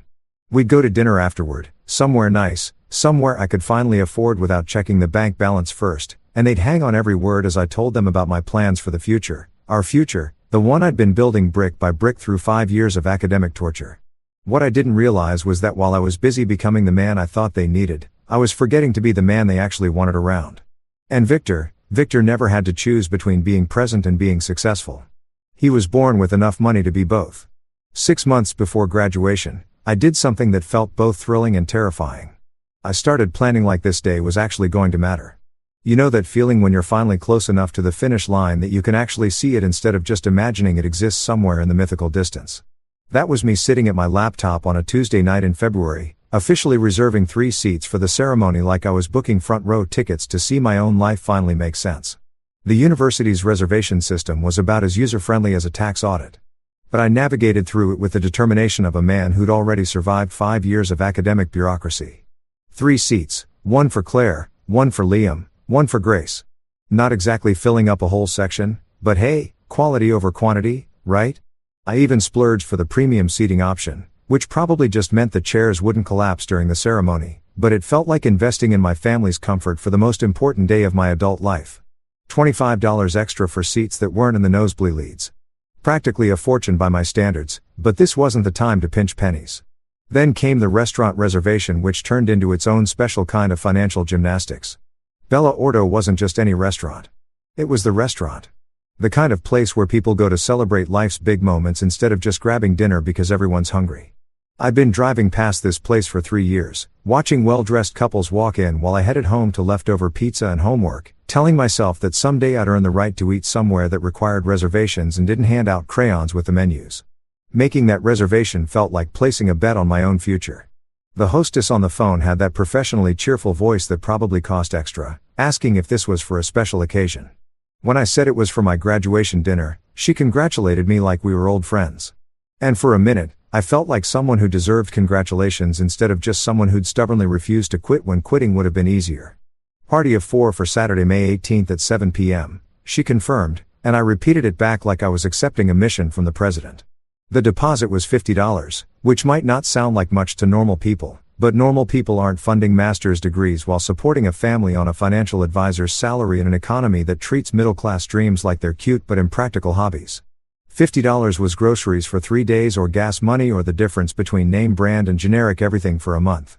But I transferred the money anyway because some things are worth the financial anxiety.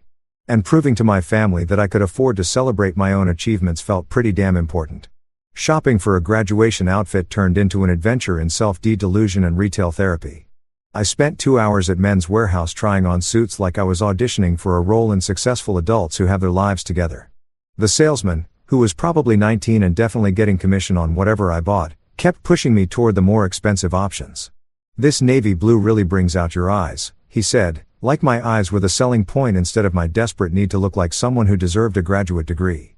I settled on a dark gray suit that made me feel like a character from a movie about Wall Street, except I worked in a strip mall office, and my biggest financial coup was talking Mrs. Henderson out of putting her entire retirement in cryptocurrency. The suit cost more than I'd spent on clothes in the past 2 years combined. But when I looked in the dressing room mirror, I saw something I hadn't seen in a long time. A guy who looked like he might actually know what he was doing. The pants needed hemming. The jacket needed minor alterations. And the whole thing needed to be ready by graduation day, which meant I was now on the hook with a tailor who spoke in measurements and promises. The shoes were their own separate financial crisis. Apparently, you can't just wear any old shoes with a suit. They need to be dress shoes that complement the ensemble. According to the teenager who was now my fashion consultant, I found a pair of black Oxfords that looked expensive enough to justify the suit, but not so expensive that I'd need to take out a personal loan. They were stiff as cardboard and squeaked when I walked, but the salesman assured me they'd break in beautifully with wear, which was retailer speak for "Your feet will hate you for the first month, but you'll look professional while suffering." I scheduled a haircut for graduation morning at Tony's barber shop, where I'd been getting my hair cut since moving to this neighborhood 8 years ago. Tony's the kind of old-school barber who still uses a straight razor and tells stories that probably aren't true but are entertaining enough that you don't care. "Big day, huh, Marcus?" he said when I made the appointment because apparently everyone in a 5 meters radius knew about my academic marathon. "Going to clean you up real nice for the ceremony." I like that Tony understood the importance of looking sharp for life's milestone moments.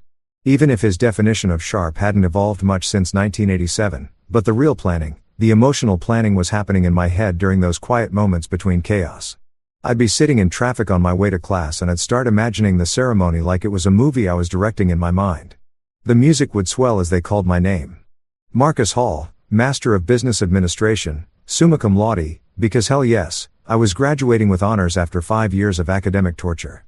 Claire would be in the third row, dabbing at her eyes with a tissue, finally understanding why I'd missed so many dinners and weekend trips. Liam would actually look up from his phone, maybe even smile, realizing that his old man was tougher than he thought.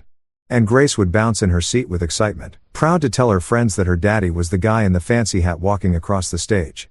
The dinner afterward would be perfect in that way that only happens in movies and the dreams of exhausted graduate students. We'd sit at a table with actual cloth napkins instead of the paper towels we used at home. And I'd order something more expensive than the kids' meals for once. The conversation would flow like wine, except better because I'd actually be able to afford wine that didn't come in a box. Claire would reach across the table and squeeze my hand, telling me how proud she was, how worth it the whole journey had been. The kids would ask questions about my classes, actually interested in my answers instead of just waiting for their turn to talk about video games or whatever drama was happening at school. I even practiced my acceptance speech in the shower because apparently that's what happens to your brain after 5 years of academic pressure. You start giving imaginary speeches to an audience of shampoo bottles and shower curtain. This degree represents more than just academic achievement. I'd tell the mirror while shaving, gesturing with my razor like it was a pointer. It represents the power of perseverance, the importance of never giving up on your dreams, and the value of hard work in an instant gratification society. Yeah, I was definitely losing it, but losing it with style and a clear sense of purpose. The funny thing about planning a perfect day is that it requires you to ignore all the evidence suggesting your day might not go according to plan. Like the way Claire had been increasingly distracted lately, always checking her phone and mentioning Victor's latest achievements with the kind of enthusiasm she used to reserve for my progress reports. Or how Liam had started asking if he had to go to the graduation ceremony, like attending his father's academic triumph was some kind of cruel and unusual punishment. Grace was still on board, mostly because she liked any excuse to dress up and get attention. But even she'd started asking if the ceremony would be boring and how long it would take. But I pushed those doubts aside because this was my moment. Damn it. And I'd earned the right to have my family there cheering me on. 5 years of sacrifice. 5 years of choosing textbooks over television and study groups over family game nights. 5 years of becoming a stranger in my own house so I could become someone my family would be proud to call husband and father. This graduation wasn't just about me getting a degree. It was about proving that all those nights I chose responsibility over relaxation had been building towards something meaningful. I bought frames for the diploma before I'd even received it. Because optimism mixed with exhaustion makes you do weird things like plan display options for achievements you haven't technically achieved yet. I researched photographers for family photos, found a guy who specialized in graduation ceremonies and charged reasonable rates for capturing life's precious moments. I even looked into getting a nice watch to commemorate the occasion, something I could wear to work and remember this accomplishment every time I checked the time during client meetings.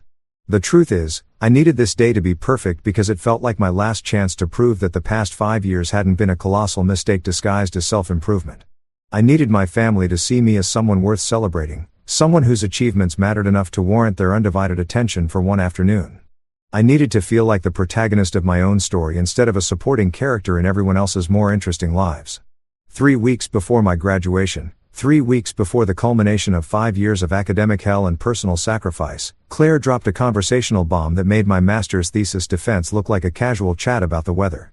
We were sitting at the dinner table, engaging in our usual evening routine of me asking about everyone's day while secretly calculating how many pages of reading I had left before bed when she casually mentioned Victor's latest life development.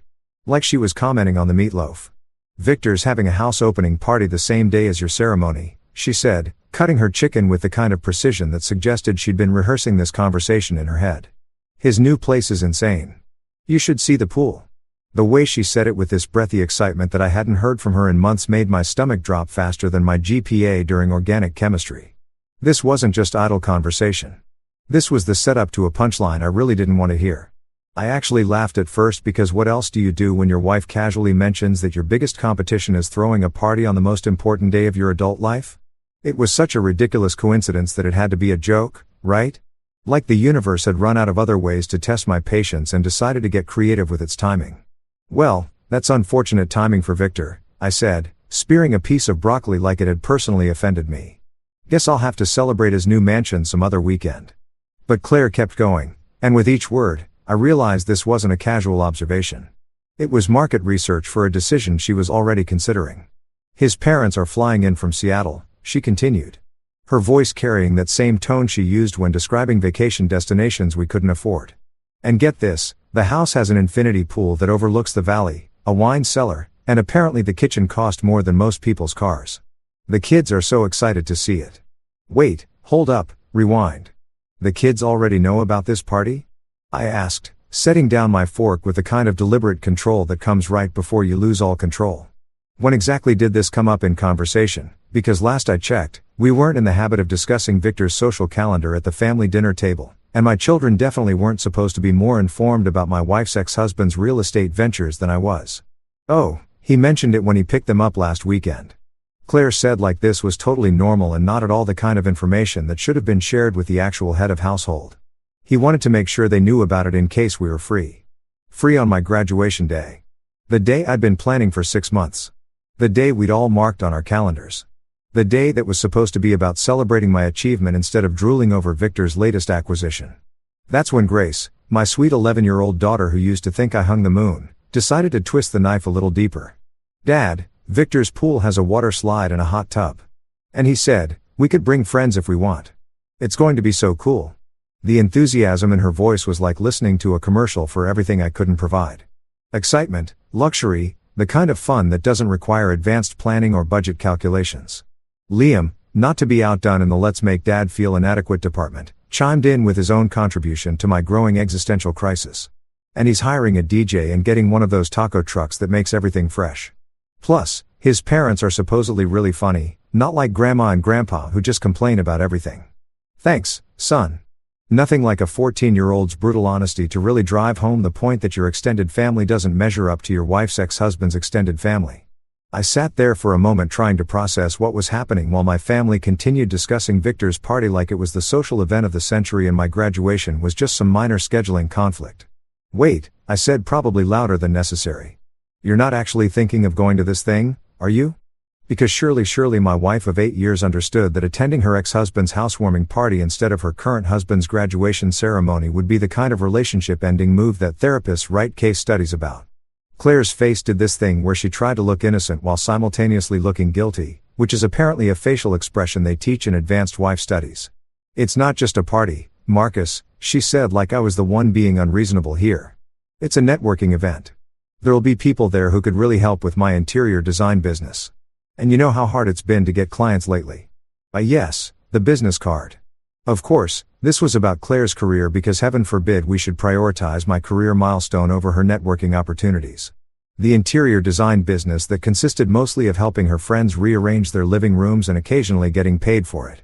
The business that was definitely going to take off any day now, just as soon as she met the right people at the right party thrown by the right ex-husband with the right connections.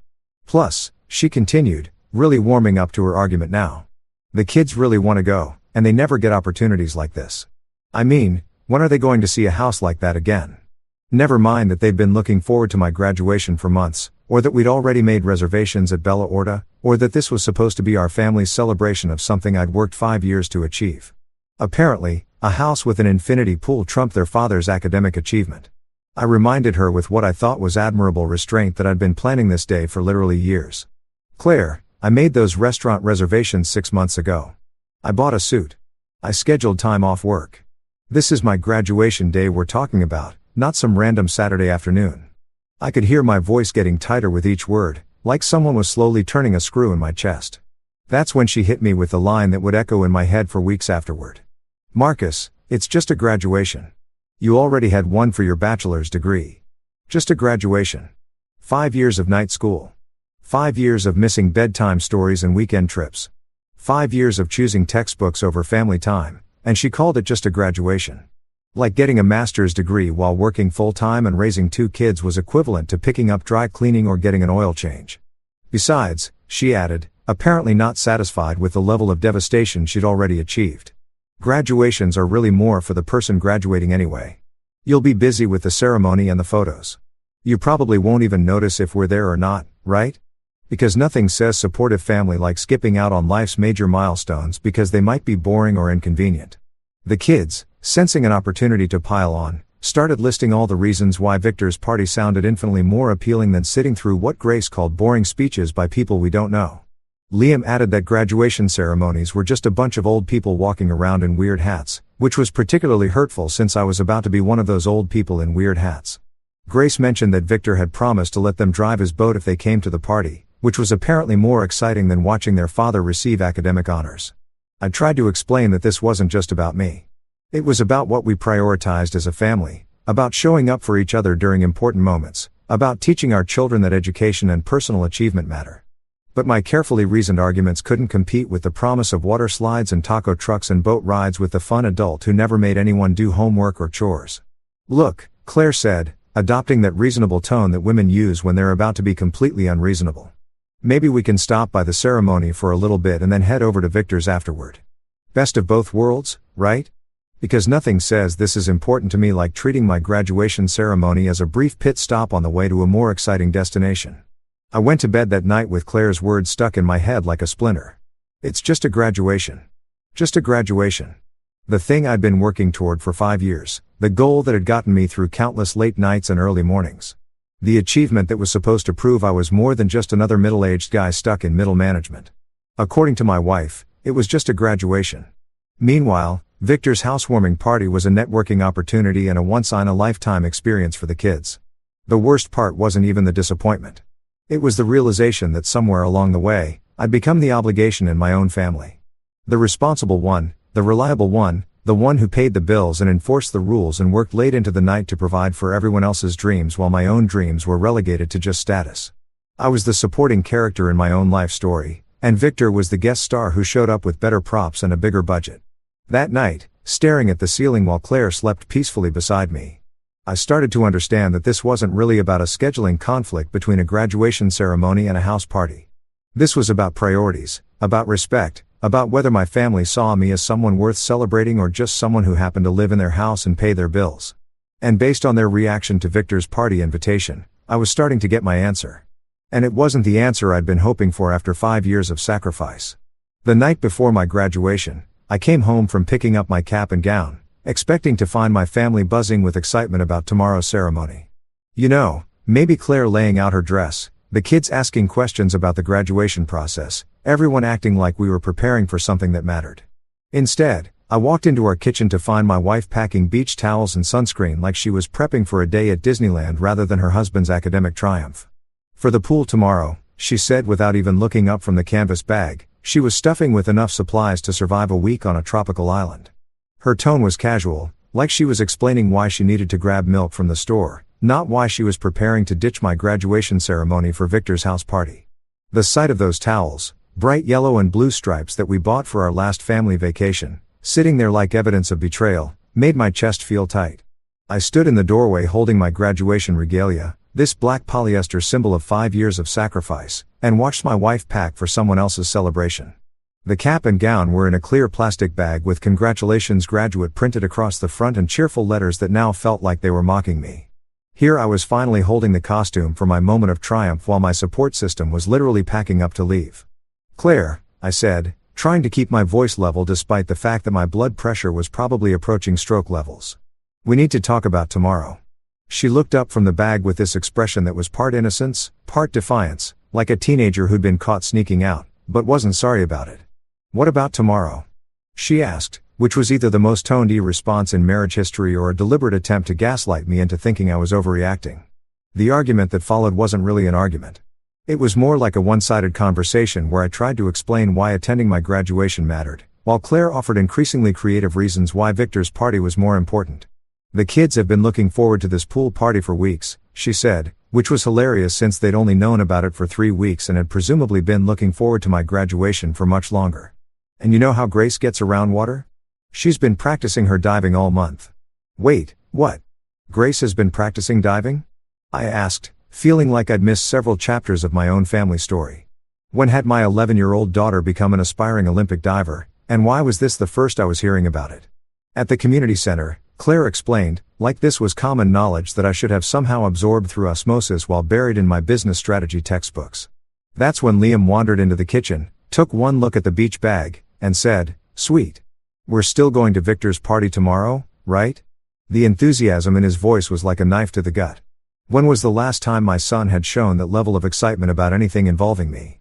"I told Jake and Connor I'd send them pictures of the house," he continued, pulling out his phone to presumably text his friends about his upcoming social media opportunities at my expense.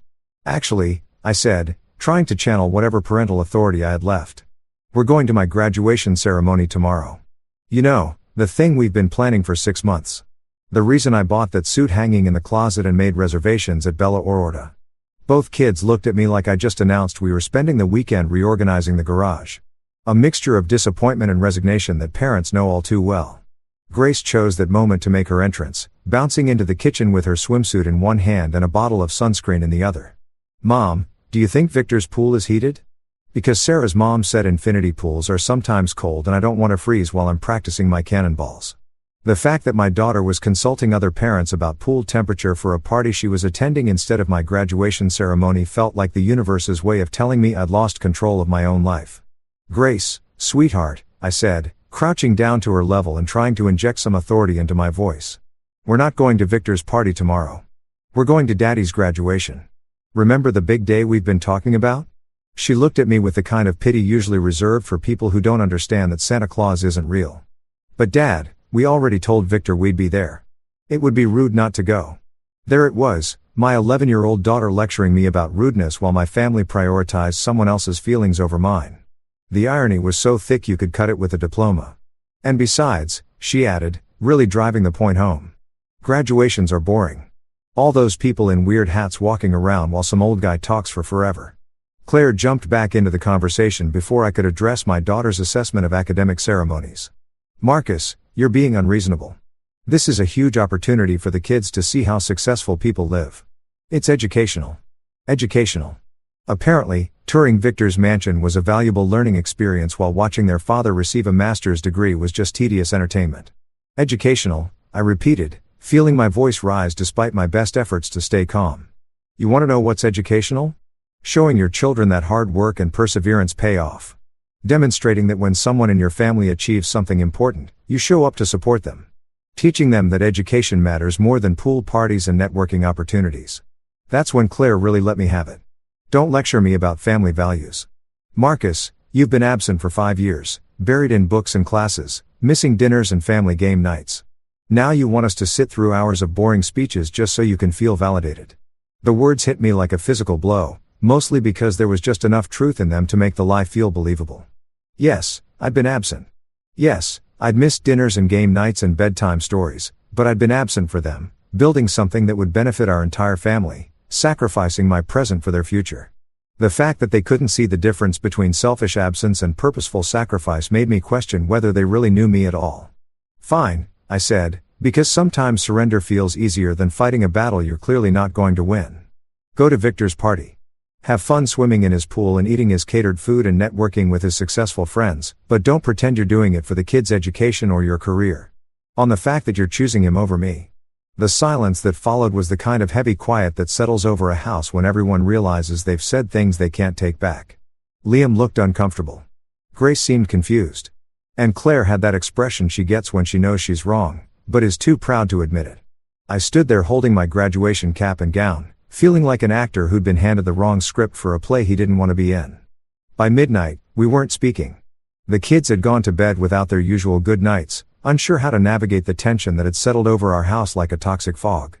Claire was in the bathroom doing her nighttime routine with more aggressive teeth brushing than necessary while I sat on the edge of our bed staring at my suit hanging on the closet door. The suit looked lonely hanging there, like a costume for a performance that had been cancelled due to lack of audience interest. I'd spent more on that outfit than I'd spent on clothes in 2 years. And tomorrow, I'd wear it to sit alone at my own graduation ceremony while my family splashed around in another man's pool. The irony wasn't lost on me that I'd worked so hard to become someone worthy of respect, that I'd somehow become someone who didn't deserve basic consideration. I tried to picture tomorrow's ceremony without them there. Walking across that stage to polite applause from strangers, posing for photos with classmates whose families had actually shown up sitting alone at Bella or to eating a celebration dinner for one. The image was so pathetic it made my chest hurt. 5 years of sacrifice and this was my reward. A degree I'd receive in solitude and a family who'd rather be anywhere else. When Claire finally came to bed, she lay down with her back to me, and we both pretended to sleep while thinking about all the things we should have said differently. In the morning, I'd wake up to face the biggest day of my academic career alone, while the people I'd done it all for would be diving into someone else's pool, eating someone else's food, and pretending they didn't have a husband and father who'd just achieved something worth celebrating. The worst part wasn't even the disappointment. It was the realization that tomorrow would prove once and for all where I ranked in my own family's priorities. And based on tonight's argument, I was about to graduate summa cum laude in advanced irrelevance. The morning of my graduation dawned like any other Saturday, which felt like a cosmic joke considering it was supposed to be the most important day of my adult life. No fanfare, no special breakfast, No excited family members rushing around getting ready for a celebration 5 years in the making. Just silence. The kind of heavy oppressive silence that fills a house when everyone's avoiding eye contact and pretending yesterday's argument never happened. I woke up alone in my own bed. Claire having claimed the guest room like it was Switzerland in our domestic war. And for a moment, I actually forgot what day it was. Then I saw my graduation gown hanging on the closet door like a black polyester reminder of everything that had gone wrong. The kitchen felt like a crime scene where hope had been murdered. No coffee brewing, no breakfast preparations, no kids arguing over cereal choices. Just me and a note propped against the coffee maker like a Dear John letter written in Claire's careful handwriting. Taking Liam and Grace to Victor's early. Hope it goes well. We'll try to make it to the ceremony. We'll try. 5 years of sacrifice. And my wife was going to try to make it to my graduation ceremony like it was an optional social event she might squeeze into her busy schedule of pool parties and ex-husband networking opportunities. I stood there holding that note, reading it 3 times like the words might rearrange themselves into something less devastating. But nope, my family had officially chosen water slides over my walk across the stage. The really pathetic part was that somewhere in my delusional heart, I'd still been hoping they'd change their minds overnight. I'd imagine walking downstairs to find them dressed and ready, maybe even a little sheepish about yesterday's argument, but ultimately there to support me because that's what families do. Instead, I found abandonment with a side of false hope. I made coffee for one person, which felt like the saddest domestic task imaginable. The coffee maker, designed for family-sized pots, seemed to mock me, as it gurgled out enough caffeine for a single disappointed graduate. I'd gotten so used to making breakfast for 4 that cooking for just myself felt like admitting defeat. 2 pieces of toast, scrambled eggs for 1, orange juice in a glass that echoed when I set it down on our suddenly too big dining table. This was supposed to be a celebration breakfast, but it tasted more like a last meal. Getting dressed in my graduation outfit. The expensive suit I'd bought specifically for this day. The shoes that had cost me a week's worth of groceries. The tie I'd practiced knotting a dozen times. Felt like putting on a costume for a plane nobody wanted to see.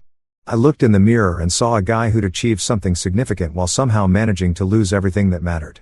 The dark gray suit that had made me feel confident in the store now just made me look like I was dressed for a funeral. My funeral, apparently, since my family had already moved on without me. The drive to campus was a special kind of torture because every red light gave me more time to think about how spectacularly wrong this day was going. I'd imagined driving to my graduation with Claire in the passenger seat, the kids in the back, everyone excited and proud and ready to celebrate together. Instead, I was alone in my 10-year-old Honda, listening to morning radio DJs who sounded way too cheerful for a day that felt like emotional apocalypse. Even the traffic seemed to be conspiring against me.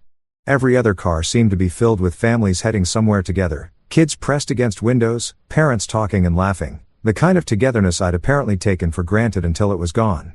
Parking at the university was its own humiliation because the lot was packed with families unloading flowers, cameras, and enough enthusiasm to power a small city, grandparents in their Sunday best, siblings taking selfies, parents wearing buttons with photos of their graduates. It was like walking into a Norman Rockwell painting where I was the only person who didn't belong. I watched a family of 6 pile out of a minivan. All of them wearing matching t-shirts that said, "Proud of our graduate." And I had to look away before the jealousy killed me. The auditorium was exactly what I'd expected, packed to capacity with proud families who'd actually shown up to support their graduates. Every seat seemed occupied by someone's cheering section. People who'd cleared their calendars and dressed up and brought flowers because someone they loved was walking across that stage. Today, I found my spot in the graduate lineup, sandwiched between Jennifer Martinez, whose entire extended family had apparently flown in from Puerto Rico, and David Chun, whose parents were already crying with pride, and the ceremony hadn't even started yet.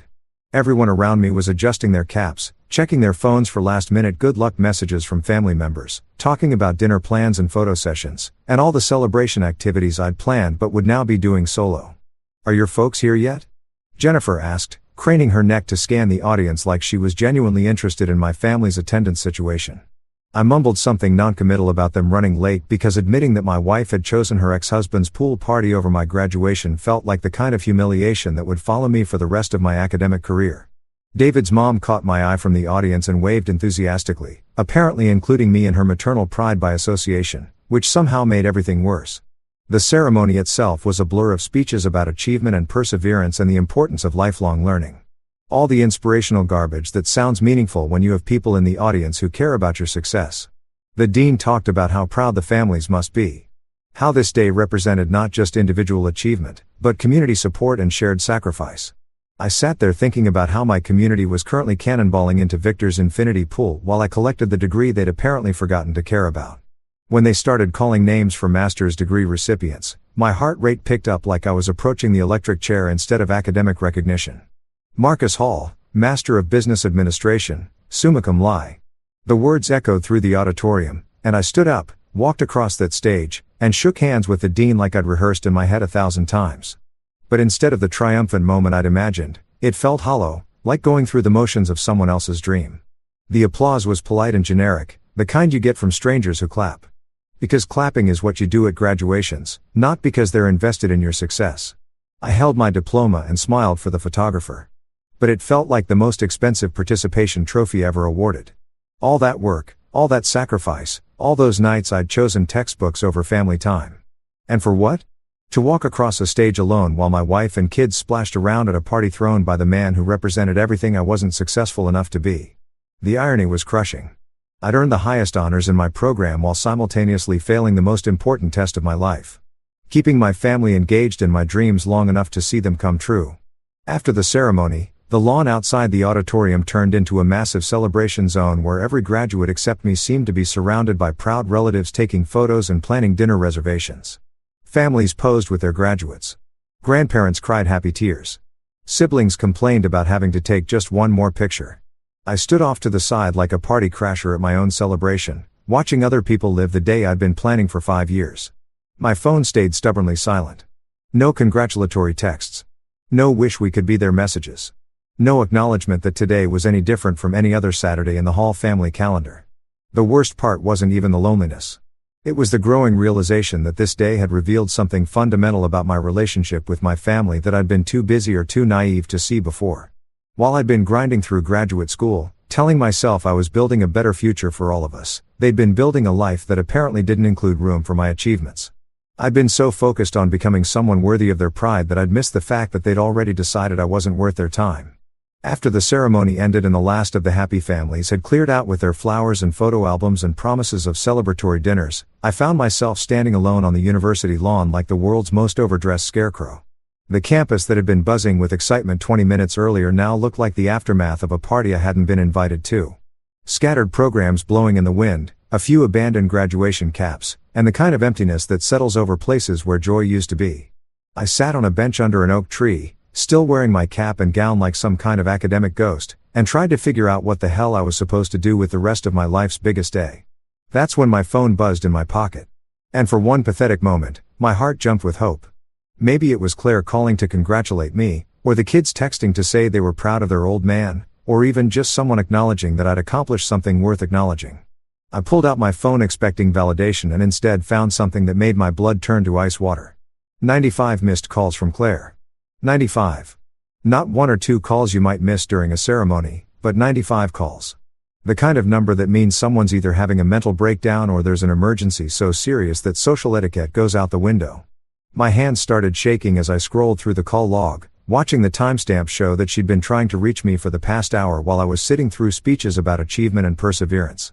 The calls had started around the time they would have arrived at Victor's party and escalated to the point where she was calling every few minutes, which meant something had gone catastrophically wrong at the pool party that was supposed to be more important than my graduation ceremony. The irony wasn't lost on me that the event my family had chosen over my academic triumph was now the source of what appeared to be a full-scale emergency. I called her back with the kind of dread usually reserved for phone calls from hospitals or the IRS.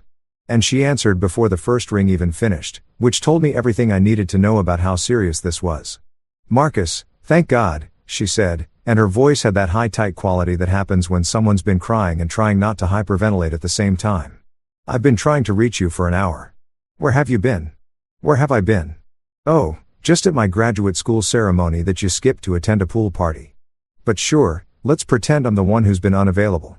"I was at my graduation," I said, probably with more edge than was appropriate for an emergency situation, but I was still processing the fact that my biggest academic achievement had just been interrupted by a crisis at Victor's house. My phone was on silent during the ceremony. What's wrong? Because clearly something was very wrong. And despite my anger about this morning's abandonment, these were still my kids we were talking about. And my kids trumped everything else, including my wounded pride. Victor's pool deck collapsed, she said in a rush like she'd been rehearsing this explanation and needed to get it out before she lost her nerve. People fell into the water. There was this horrible cracking sound and then part of the deck just gave way. Liam's hurt, his leg. We're at Westbrook Hospital right now. The words hit me like a physical blow, knocking all the air out of my lungs and making my graduation gown suddenly feel like it was made of lead instead of polyester.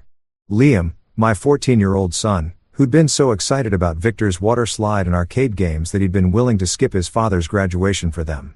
The kid who thought I was boring and uncool and not nearly as fun as his mother's ex-husband with the unlimited entertainment budget. None of that mattered now. All that mattered was that he was hurt and in a hospital and I was sitting on a university bench 20 minutes away wearing academic regalia like some kind of educational superhero who'd failed to protect his own family. How bad is it? I asked, already standing up and heading toward my car, my cap falling off and rolling across the grass like a black frisbee.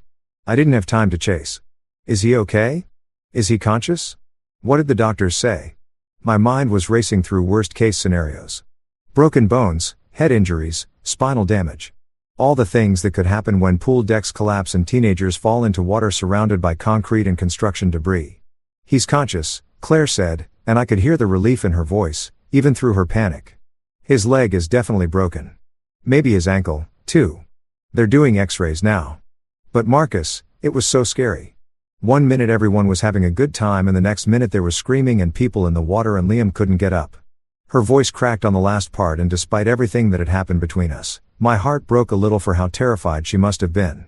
I was already in my car yanking off my graduation gown and throwing it in the passenger seat like it was contaminated with bad luck. I'm on my way, I said, starting the engine and backing out of the parking space with the kind of reckless urgency that comes when your child is in the hospital and nothing else in the universe matters. Which hospital? Westbrook on 5th Street. Because there were apparently multiple Westbrook hospitals in our city because this day needed to be more complicated than it already was. Yes, the emergency room, she confirmed. Marcus, I'm so sorry about your graduation. I know how important it was to you and now. But I cut her off because this wasn't the time for apologies or relationship discussions or acknowledging that my family had chosen poorly when they decided to skip my ceremony for Victor's party. This was about getting to my son and making sure he was okay and dealing with whatever medical crisis was waiting for me at the hospital. Don't worry about that right now, I said, which was probably the most mature thing I'd said all week. Just stay with Liam and tell him I'm coming. How's Grace handling all this? Because my 11-year-old daughter had probably never seen anything more traumatic than a scraped knee. And watching her brother get hurt in an accident was likely more excitement than her young psyche was equipped to handle. She's okay, just scared, Claire said. Victor's parents are with her, trying to keep her distracted. Victor's here, too. He feels terrible about the deck. Apparently, it was some kind of construction defect, and the contractors are saying it wasn't built to code. Victor feels terrible. Of course, he does. The guy who'd been the star of my family's weekend plans was now dealing with a pool deck that had tried to kill my son, which was probably not the kind of networking event Claire had been hoping for when she'd chosen his party over my graduation ceremony. I drove through downtown like I was racing to defuse a bomb, running yellow lights and taking corners fast enough to make my tires squeal in protest. Every red light felt like a personal insult from the universe. Every slow driver in front of me became an obstacle between me and my injured son. My graduation gown slid around the passenger seat like a reminder of how quickly life's priorities can shift. One minute you're celebrating academic achievement, the next minute you're racing to the hospital because the pool party that trumped your ceremony has turned into a medical emergency. The really messed up part was that even in the middle of my panic about Liam, part of my brain was calculating the irony of the situation. My family had chosen Victor's party over my graduation because it promised to be more fun, more exciting, more worthy of their time than sitting through a boring ceremony. And now that same party had put my son in the hospital while I was sitting alone on a university lawn in academic regalia, completely uninformed about the crisis because I'd been busy achieving something nobody cared enough to witness. By the time I pulled into the hospital parking lot, my graduation day had officially become the most emotionally confusing day of my adult life. I'd achieved my biggest professional goal while feeling completely abandoned by my family. And now that same family needed me to drop everything and rush to their rescue from the very event they'd chosen over supporting me. It was like the universe was testing whether I could be angry and terrified and proud and disappointed all at the same time. And the answer was apparently yes, because human emotions are apparently designed to handle contradictory feelings with the efficiency of a Swiss watch powered by pure chaos. I walked into that hospital emergency room, still wearing my dress shirt and tie from graduation, looking like I'd come straight from a job interview instead of the ceremony my family had skipped. And despite everything, despite the abandonment, despite the broken promises, despite the fact that my biggest achievement had been overshadowed by a pool party gone wrong, all I cared about was making sure my son was okay. Because that's what being a parent means. Your kid's safety matters more than your wounded pride. Even when your wounded pride has very legitimate reasons for feeling wounded. I drove through the city like I was starring in my own medical drama. Except instead of looking cool and competent, I probably looked like a maniac in a dress shirt who'd lost a fight with a graduation gown. My tie was crooked. My hair was a mess from repeatedly running my hands through it. And I kept checking my phone at red lights, hoping for updates about Liam's condition. The emergency room parking lot was exactly what you'd expect from a Saturday afternoon medical crisis. Packed with cars belonging to people whose perfect days had taken sudden left turns into disaster territory. Walking through those automatic doors felt like entering an alternate universe where my graduation ceremony had never happened and my only identity was worried father of injured teenager. The emergency room waiting area was a special kind of purgatory filled with people in various states of medical distress and family members trying to look calm while internally freaking out. The fluorescent lighting made everyone look like extras in a zombie movie. And the smell of disinfectant mixed with fear was exactly as comforting as you'd imagine. I spotted Claire before she saw me, and the sight of her sitting in one of those uncomfortable plastic chairs with her face buried in her hands hit me harder than I expected. Despite everything that had happened this morning, the argument, the abandonment, the casual dismissal of my biggest achievement, seeing her scared and vulnerable made my anger take a temporary backseat to basic human decency. She looked up when I called her name, and the relief that flooded her face was like watching someone remember how to breathe. "Marcus, thank God you're here," she said, jumping up and immediately reaching for me like I was a life preserver in rough seas. For a moment, I forgot that we were barely speaking to each other and just held my wife while she shook against my chest. "He's okay," she whispered into my shoulder. "He's going to be okay, but his leg is definitely broken and they think maybe his ankle, too." The way she said it, like she was trying to convince herself as much as me, made my heart crack a little. That's when I noticed the rest of the ensemble cast from Victor's pool party disaster. Grace was sitting in the corner looking smaller than usual in one of those oversized hospital chairs, clutching a bag of vending machine chips like they were a security blanket. Her eyes were red-rimmed, but not currently producing tears, which meant she was in that post-crying phase where kids try to act braver than they feel.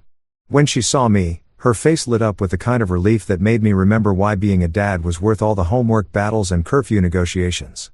"Daddy," she said, launching herself at me with enough force to nearly knock me over. I caught her in a hug that felt like coming home after a really long, really terrible trip. Liam's leg got hurt when the deck broke, but the doctor said he's going to be fine. And Victor bought me these chips from the machine because I was scared. Even in the middle of a medical crisis, she was giving me a full report with the thoroughness of a junior journalist, which was so perfectly graced that I almost smiled despite everything.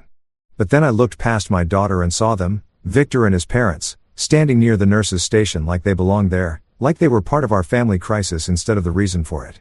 Victor looked exactly like what you'd expect from a real estate mogul whose pool party had turned into a lawsuit waiting to happen.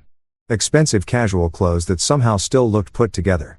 That perfect hair that doesn't move even in emergency situations. And the kind of tan that comes from owning your own infinity pool instead of visiting community recreation centers. His parents, Richard and Susan, who I'd met exactly twice, and who'd made it clear both times that I wasn't quite what they'd envisioned for their precious Claire, were hovering nearby with the kind of concerned expressions usually reserved for family members, which was rich considering that I was the actual family member, and they were just the relatives of the guy whose construction shortcuts had put my son in the hospital.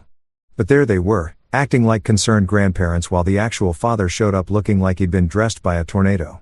"Marcus," Victor said, approaching me with the careful steps of someone who knows they're about to have an uncomfortable conversation. "I'm so sorry about Liam. I feel terrible about what happened. The contractors swore the deck was built to code, but obviously something went wrong." He had the decency to look genuinely upset, which made it harder to channel my rage in his direction. Even though channeling rage in his direction would have felt really good right about now. "Where is he?" I asked. Because small talk with the man whose party had injured my son wasn't high on my priority list. "Can I see him?" Victor nodded toward a set of double doors marked treatment area and explained that they were still doing x-rays, but that a doctor would come talk to us soon. Us? Like we were a team now, united by our shared concern for my son's welfare. That's when the full absurdity of the situation hit me like a freight train carrying irony and bad timing. Here I was, still wearing my graduation outfit, standing in a hospital emergency room, surrounded by the people who'd chosen a pool party over my academic achievement, which had turned into a medical emergency that required my immediate presence. The very event my family had prioritized over my ceremony was now demanding my attention on what was supposed to be my celebration day. How did it happen? I asked Clara. Partly because I needed to understand the medical situation and partly because I needed something to focus on besides the growing urge to point out that if they'd been at my graduation ceremony instead of Victor's party, we'd all be eating dinner at Bella Order right now instead of breathing hospital air and worrying about broken bones. Claire launched into the story with the detailed precision of someone who'd been replaying the accident in her head for the past hour. Everyone was by the pool and Liam was on the deck near the diving board area. Victor's parents were taking pictures and Grace was in the shallow end. Then there was this horrible cracking sound like with splitting and part of the deck just collapsed. Liam fell into the pool, but there was debris and broken boards and he couldn't get his leg free. Victor jumped in with his own version, probably because he felt responsible and needed to explain that this wasn't his fault exactly. The construction crew said they'd reinforced everything properly, but apparently there was some kind of structural issue with the support beams. The whole section just gave way under the weight. I've already called my insurance company and my lawyer because this should never have happened. Insurance and lawyers, exactly what every parent wants to hear about when their kid is injured. Were there other people hurt? I asked because if this was a mass casualty situation, it would explain why Claire had been so panicked when she called. Victor shook his head and explained that most of the party guests had been in the pool or on the grass when it happened, and Liam had just been in the wrong place at the wrong time. Lucky us. Our family had won the lottery for being the primary victims of shoddy construction. That's when Dr. Patricia Williams appeared looking like she'd been dealing with weekend emergencies long enough to perfect the art of delivering medical information without causing additional panic. Mr. and Mrs. Hall, she asked, and I noticed that she automatically assumed Claire and I were the parents, while Victor and his family were just concerned bystanders. Finally, someone who understood basic family hierarchy. Liam's going to be fine, she said, which were the four most beautiful words I'd heard all day. He has a compound fracture in his left leg and a sprained ankle, which sounds worse than it is. We've set the bone and put him in a cast, and he'll need crutches for about 6 weeks. He was lucky. It could have been much worse given the circumstances. Relief flooded through me like someone had turned on a faucet of liquid calm. 6 weeks of crutches was manageable. 6 weeks was inconvenient, but not life-changing. 6 weeks meant he'd be mobile again before school started. And in the grand scheme of teenage disasters, this was relatively minor. I felt my shoulders relax for the first time since seeing those 95 missed calls. Can we see him? Claire asked, and Dr. Williams nodded toward the treatment area. He's asking for both of you, and he's been pretty worried about missing your graduation ceremony, she said to me with a knowing look. He mentioned it several times during treatment. Even drugged up and in pain, my son had been thinking about my graduation. The kid who'd been so excited about Victor's pool that he'd been willing to skip my ceremony was now worried that his accident had ruined my day. As we walked toward Liam's room, I caught sight of myself in one of those horrible hospital mirrors and realized I still looked like I'd come straight from academic achievement. My dress shirt was wrinkled, my tie was askew, and I had that particular disheveled appearance that comes from rushing through emergency situations while wearing formal wear. But for the first time all day, I felt like I was exactly where I needed to be. Wearing exactly what I needed to wear, doing exactly what I needed to do. Finally, I was the most important person in the room. Not because of any degree or achievement, but because I was Liam's dad and he needed me. Once Liam was settled in his hospital room, propped up on pillows with his leg elevated and enough pain medication to make him pleasantly loopy, the adrenaline that had carried me through the past few hours finally started to wear off. Watching him sleep, his face relaxed for the first time since I'd arrived. The monitors beeping steadily to confirm he was going to be fine. I felt the emotional exhaustion hit me like a brick wall made of everything I'd been suppressing since this morning. The relief that my son was okay mixed with the delayed processing of everything else that had happened today, creating a cocktail of feelings that probably wasn't safe for human consumption. The drive home was the quietest our family had been in years. And not the comfortable kind of quiet that comes from contentment, but the heavy silence that settles over people who've just survived a crisis and are now forced to deal with all the underlying issues that the crisis temporarily pushed aside. Grace fell asleep in the back seat within 10 minutes. Exhausted from the emotional roller coaster of watching her brother get hurt and spending 4 hours in a hospital waiting room. Claire stared out the passenger window like she was studying the passing scenery for a final exam. And I focused on driving because it was the only thing I could control in a day that had spiraled completely out of my influence. When we pulled into our driveway, our house looked exactly the same as it had this morning when I'd left for my graduation ceremony. But everything felt different. The beach towels Claire had been packing for Victor's party were still scattered across the living room coffee table, like evidence of a crime scene. The sunscreen and pool noodles now looking less like party supplies and more like reminders of how spectacularly our family's priorities had backfired. I stood in our entryway, still wearing my wrinkled dress shirt and crooked tie, and realized I felt like a stranger in my own home. "Marcus," Claire started, turning toward me with that expression people get when they're about to apologize for something they know can't be fixed with just words about this morning, about the graduation. But I held up my hand because I wasn't ready for apologies or explanations or the kind of relationship conversation that usually follows family emergencies. My emotional processing system was at capacity, and trying to deal with marriage counseling on top of everything else felt like asking a computer to run 15 programs at once. "I need some time to think," I said, which was probably the most diplomatic way to say that I needed space before I said something I'd regret for the rest of my marriage. "I'm going to stay somewhere else for a few days, just until I figure out how to process all of this." The words came out calmer than I felt, which was probably a miracle considering that my internal emotional state resembled a tornado having an argument with a hurricane. Claire's face crumpled like I'd slapped her, but I could see in her eyes that she understood why I needed distance. "How long?" she asked, and the vulnerability in her voice almost made me change my mind. But I knew that staying would just lead to a fight neither of us was equipped to have while Grace was sleeping upstairs and Liam was recovering from surgery. "I don't know," I said honestly. "Long enough to figure out what today means for us. Long enough to understand how we got to a place where my family skipped my graduation for a pool party that put our son in the hospital." It sounded harsh when I said it out loud, but it was also accurate. And sometimes the truth sounds harsh because it is harsh, not because you're being unfair by speaking it. I packed a bag with the efficiency of someone who'd mentally rehearsed this scenario without realizing it. Throwing clothes and toiletries into my old college duffel bag while Claire sat on our bed watching me like I was dismantling our entire life instead of just taking a temporary break from it. The hotel I chose was a Hampton Inn downtown. The kind of place that caters to business travelers and people whose lives have temporarily fallen apart. Clean, anonymous, and equipped with cable TV and overpriced snacks to distract you from your problems. The first night alone was weird in ways I hadn't anticipated. I'd gotten so used to the sounds of family life.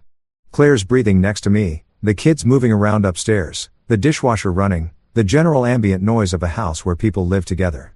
That the silence of a hotel room felt like being inside a sensory deprivation chamber. I ordered room service and ate dinner while watching ESPN, which should have felt like freedom, but instead felt like the world's most expensive time out.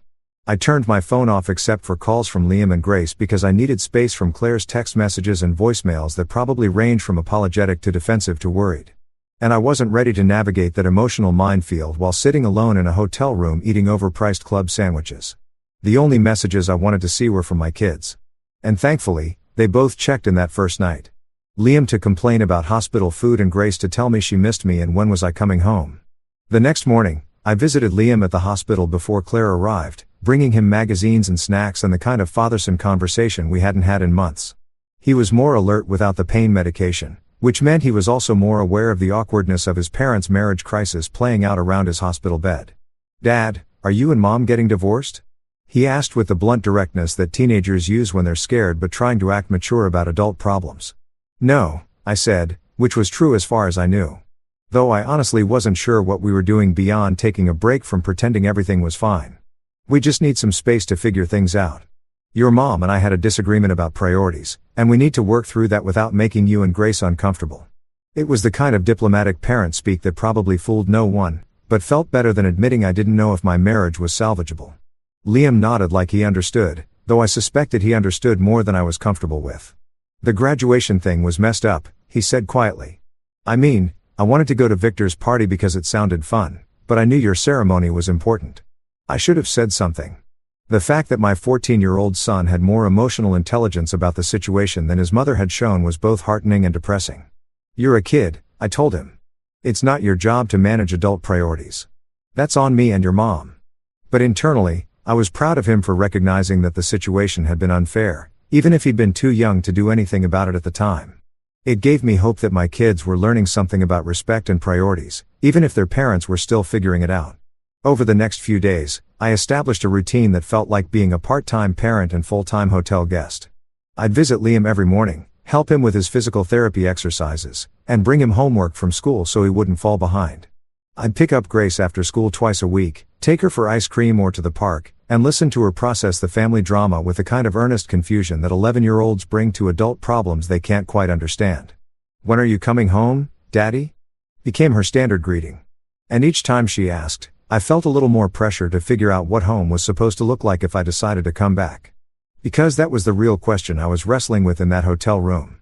Not whether I could forgive Claire for choosing Victor's party over my graduation, but whether I could trust her to prioritize our marriage over her social ambitions in the future.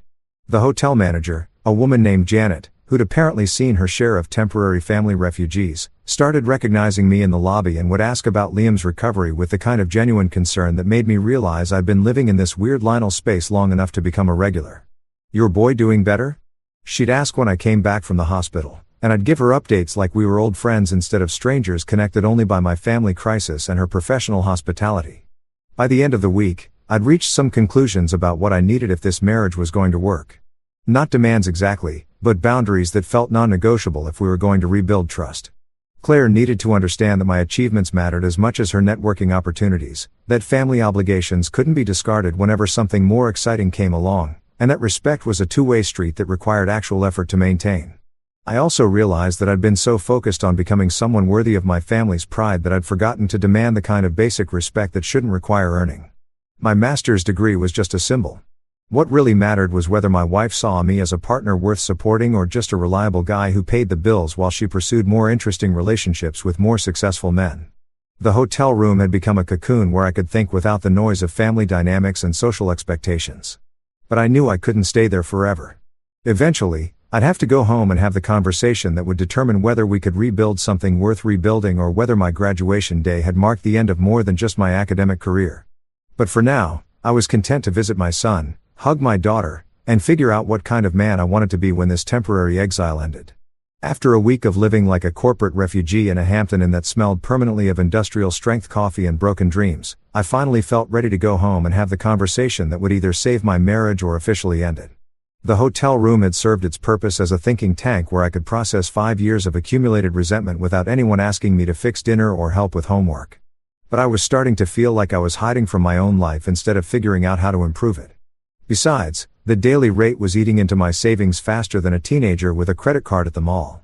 I called Claire from the hotel lobby, partly because I needed to make sure she'd be home, and partly because announcing my return on neutral territory felt safer than just showing up at the front door like some kind of marriage surprise party. "I'm ready to talk," I said when she answered, probably sounding more formal than romantic. But this wasn't a romantic conversation. This was a negotiation for the future of our relationship, and negotiations require clarity, not poetry. "Thank God," she said, and I could hear the relief in her voice mixing with what sounded like genuine regret. "I've been hoping you'd call. I know we need to figure this out, and I know I messed up. I just want you to come home." The vulnerability in her voice almost made me soften my approach, but I'd spent a week preparing for this conversation, and I wasn't going to let emotion derail the boundary setting that needed to happen. When I walked through a front door that evening, the house felt both familiar and foreign, like visiting a place you used to live but haven't seen in years. Grace launched herself at me with the kind of enthusiasm usually reserved for returning war heroes. Chattering about everything I'd missed during my week-long absence as if I'd been deployed overseas instead of sulking in a hotel 5 miles away. Liam hobbled over on his crutches, moving with the careful deliberation of someone who'd learned that broken legs don't appreciate sudden movements, and gave me the kind of hug that teenage boys usually reserve for major life events. "Dad, are you back for good?" Grace asked with the direct approach to complex adult situations that 11-year-olds excel at. And I looked at Claire over our daughter's head, making it clear that the answer to that question depended on the conversation we were about to have. "We're going to talk about it," I said, which was honest without being scary. Though Grace's face suggested she understood that talking about it was adult code for this could go either way. After getting the kids settled with homework and snacks, a normal evening routine that felt surreal after everything that had happened, Claire and I sat down at our kitchen table like we were conducting a business meeting instead of trying to salvage 8 years of marriage. I'd actually made notes during my hotel exile, writing down the things that needed to change if we were going to make this work, because approaching major life conversations with the organizational skills I'd learned in graduate school felt more productive than just yelling about hurt feelings. "Before we start," I said, pulling out my phone where I'd saved my talking points, "I need you to understand that this isn't about punishment or making you feel guilty. This is about respect and priorities and making sure we're actually partners instead of just two people who share a mortgage and child-rearing responsibilities." Claire nodded, her face serious in a way I hadn't seen since we discussed buying our first house, and I took that as permission to continue. My achievements have to matter as much as yours, I said, starting with what felt like the most important point. I spent 5 years working toward that degree, and you treated my graduation ceremony like an optional social event that you could skip for better entertainment. That can't happen again. It sounded harsher than I'd intended, but it was also accurate, and I decided during my week of hotel reflection that accuracy was more important than diplomacy in this conversation. Claire's eyes filled with tears, but she didn't interrupt, which I appreciated because crying during boundary-setting conversations usually derails them into comfort-giving and apology-accepting before the actual issues get resolved. "You're right," she said quietly. "I was selfish. I got caught up in the excitement of Victor's party and I forgot that your graduation was the culmination of years of hard work. I prioritized networking over supporting my husband. And that was wrong. It wasn't just wrong. I continued because this needed to be completely clear. It was disrespectful and the kids noticed. Liam told me in the hospital that he knew the graduation was important but wanted to go to the party because it sounded more fun. Our children are learning that Dad's achievements are boring obligations while Victor's achievements are exciting celebrations. That's not the message I want them getting about marriage or family priorities." That's when Claire really started crying. Not the manipulative kind of tears that some people use to avoid difficult conversations, but the genuine kind that comes when someone realizes they've hurt people they love through their own selfishness. "I never thought about it that way," she said, wiping her eyes with the back of her hand. "I just wanted the kids to have fun experiences and I wanted to help my business by meeting people. I didn't realize I was teaching them that your accomplishments don't matter. Victor can't be the standard for excitement in our family," I said, moving to what felt like the second most important point. "I get that he's successful and fun and can afford experiences I can't provide, but if you're constantly comparing our life to his, then you're never going to be satisfied with what we're building together. I can't compete with unlimited entertainment budgets, and I shouldn't have to."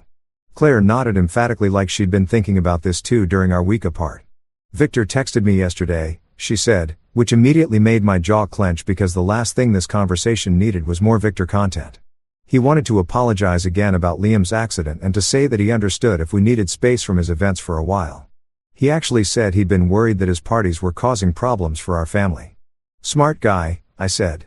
Because apparently Victor had better emotional intelligence about our marriage dynamics than my actual wife had been showing lately. "What did you tell him?" Because how Claire had responded to Victor's concern would tell me a lot about whether she understood the real issues we were dealing with.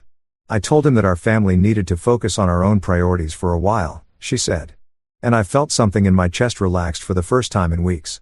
I said that I'd been using his events as an escape from dealing with problems in our marriage, and that wasn't fair to anyone, especially you and the kids.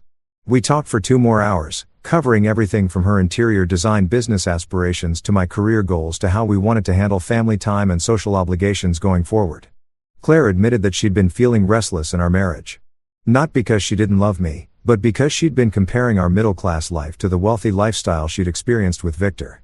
And that comparison had made her take for granted the stability and partnership I provided. "I don't want to go back to Victor," she said at one point, like I'd been worried about her leaving me for her ex-husband instead of just leaving me for someone more exciting. "I want to appreciate what we have instead of always wanting what we don't have. I want to be proud of my husband's achievements instead of treating them like they're less important than social opportunities." The conversation ended with agreements, not just apologies.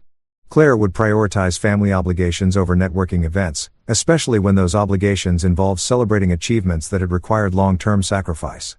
We would both work on making our own life more interesting instead of relying on other people's parties for excitement. And most importantly, we would teach our children that respect and support are non-negotiable parts of being a family, even when other options seem more fun. A month later, Claire arranged a small dinner party, just us and the kids, to celebrate my graduation. She'd ordered a cake with "Congratulations, Marcus," written in frosting, bought flowers for the table, and even asked me to wear the suit I'd worn to the ceremony. It wasn't the celebration I'd originally planned and it came 5 weeks late, but it was better because it was deliberate. Claire had thought about what would make me feel valued and then made the effort to create that experience. Not because she had to, but because she wanted to. Liam, still on crutches, but healing well, gave a toast that made me embarrass myself by getting emotional. To Dad, who proved that you can work really hard for something and achieve it, even when other people don't always notice right away. And who came to the hospital even though we'd been jerks about his graduation. Grace added her own toast to Daddy, who's the smartest person I know and who loves us even when we make bad choices about pool parties. The dinner conversation was different from our usual family dynamics. More intentional, more focused on actually listening to each other instead of just waiting for our turns to talk. Claire asked questions about my graduate program, my thesis, my plans for using the degree in my career. The kids talked about school projects and weekend plans without mentioning Victor's latest acquisitions or comparing our family activities to more exciting alternatives. Later that night, after the kids had gone to bed and we'd cleaned up the dishes together, Claire and I sat on our back porch with coffee and talked about our plans for the future. Not the distant future with major life changes, but the immediate future with small improvements that would build into better habits, date nights that didn't involve other people's events, family traditions that belonged to us instead of borrowed excitement from more successful friends. A marriage based on mutual respect instead of one person constantly trying to earn the other's attention. "I'm proud of you," Clara said as we sat in the darkness, listening to the sounds of our neighborhood settling down for the night. "Not just for the degree, but for standing up for what you needed from this marriage." I needed someone to tell me I was being selfish, even if I didn't want to hear it at the time. I reached over and took her hand, feeling like we were finally having the kind of conversation that married couples should have regularly instead of saving for crisis situations. "I'm proud of us," I said, "for figuring out how to fix this instead of just letting it stay broken." And for the first time since graduation day, I felt like I was exactly where I belonged. Not because I'd achieved something impressive, but because I'd learned how to insist on being valued by the people whose opinions mattered most. And that concludes this story. That was a pretty wild one if you ask me. Let me know what you think about it in the comments. Now, let's get right into the next story. It's titled, My wife introduced me to her uncle, the son of a bank president. He and his parents made fun of me for being a high school graduate. When I said I would close my account, they laughed. But when I closed my $7 billion account, look, I'm going to level with you right off the bat. I never gave two craps about playing those ridiculous status games that seem to consume half the people in this country. You know the ones I'm talking about, right? The whole "my car is bigger than yours." My job title sounds fancier. I went to Harvard, so I'm automatically smarter. That makes cocktail parties feel like pissing contests. At 34, I had what most people would kill for, a solid marriage to Claire, a woman who could make me laugh until my sides hurt, and who looked absolutely stunning in everything from sweatpants to evening gowns. I was also the senior consultant for a logistics firm that I'd literally built from the ground up. Starting with nothing but a beat-up laptop and more determination than sense. But here's the kicker, and this is where things get interesting. Most people had absolutely no clue about the real scope of what I'd accomplished. See, my background wasn't exactly what you'd call impressive on paper. I didn't graduate from some fancy Ivy League school with a degree in business administration and a minor in how to be pretentious. Hell, I didn't graduate from any college at all. After high school, while my classmates were busy taking out massive student loans to study subjects they'd never use in the real world, I jumped straight into the workforce at 18. Call me crazy, but I figured learning by doing beat learning by theory any day of the week. But here's the thing that nobody seemed to understand. I had this weird gift for three things that actually matter in business: numbers, systems, and people. Numbers don't lie to you like people sometimes do. Systems either work or they don't. There's no middle ground to hide mediocrity in. And people, well, once you figure out what makes them tick, you can build something incredible together. Over the years, I'd taken that knack and turned it into something most people only dream about. Through smart investments, and I'm talking the kind of calculated risks that would make a Vegas dealer nervous, I'd build up what most folks would consider a small fortune. But that wasn't even the half of it. Eventually, I became the silent owner of multiple international ventures. We're talking businesses spanning 3 continents, dealing in everything from shipping logistics to tech startups to real estate developments that were reshaping city skylines. The funny part, I still lived like a regular guy. Give me a pair of old jeans and a comfortable t-shirt over some stuffy 3-piece suit any day. I drove a reliable car that got me from point A to point B without breaking down. Not some flashy sports car that screamed, "Look at me. I'm compensating for something." My house was nice, but not ostentatious. Comfortable furniture, a good kitchen where Claire could work her culinary magic, and a home office where I could run my empire in peace. Most people, and I'm talking even my own family here, looked at me and saw just another average working stiff. They'd see me at family barbecues wearing the same casual clothes I'd had for years, talking about normal stuff like sports and weather, and they'd mentally file me away as Claire's husband who works in logistics, which technically speaking was true. I just happened to own the logistics companies, too. Even Claire, bless her heart, knew I had money. She wasn't stupid, and she could see that we lived comfortably, that I never stressed about bills, and that I could afford nice things when we wanted them. But she didn't know the full picture. She knew I was successful, but she didn't know I was by a small country successful. And honestly, I thought that was perfectly fine. There's something to be said for flying under the radar. When people don't know you're wealthy, they treat you like a human being instead of like a walking ATM or networking opportunity. Conversations are genuine instead of calculated. People invite you to things because they actually like your company, not because they want something from you. It was a simple life and I was content with it. Looking back now with all the hindsight that comes from watching your world implode in spectacular fashion, I realize I was naive to think I could keep that balance forever. The thing about money, especially the kind of serious money I'd accumulated, is that it has a way of making itself known eventually. It's like trying to hide an elephant in your living room by throwing a bed sheet over it. Eventually, someone's going to notice the giant elephant-shaped lump taking up half the space. But at the time, sitting in my comfortable little bubble of anonymity, I thought I had it all figured out. I was successful without the stress of everyone knowing about it. I was wealthy without the target on my back that usually comes with wealth. I had a wife who loved me for who I was, not what I could buy her. Life was good, simple, and uncomplicated. I should have known it was too good to last. I should have realized that Claire's family with their old money roots and social climbing tendencies would eventually want to pull me into their world of appearances and status games. And I definitely should have seen it coming when Claire started talking about introducing me to her uncle Leonard, the golden boy of the family banking dynasty. But hey, hindsight's 2020ths, right? At the time, I was just a guy who'd worked hard, gotten lucky, and wanted to enjoy the fruits of his labor in peace. Little did I know that peace was about to become a very expensive luxury. So there I was Thursday evening sitting at our kitchen table demolishing what had to be the best lasagna this side of Little Italy. Claire had this incredible talent for taking simple ingredients and turning them into something that would make Gordon Ramsay weep tears of joy. I'm talking about the kind of comfort food that makes you forget all your problems and wonder why anyone ever invented restaurants in the first place. I was just reaching for my second helping. Okay, fine. It was my third. Don't judge me when Claire dropped the bomb that would eventually blow up my nice, quiet life into a million pieces. Oh, by the way, she said, twirling her fork through her pasta like she was about to comment on the weather. My uncle Leonard wants to meet you. She said it so casually. You'd think she was mentioning that the mailman had delivered a package or that we were running low on milk. I paused mid-bite. A fork full of cheesy goodness hovering somewhere between the plate and my mouth. Leonard, the banking guy. I knew exactly who she was talking about, of course. Leonard Morrison, the crown prince of the Morrison banking empire, son of Preston Morrison, who ran Summit Bank like it was his personal piggy bank. Claire had mentioned him before in passing. Usually, when she was talking about family gatherings, I'd conveniently found excuses to miss. That's the one. Claire nodded, taking a sip of the wine I'd grabbed from our collection. Not going to lie, I had pretty decent taste in wine for a guy who supposedly just worked in logistics. He's very well connected, you know.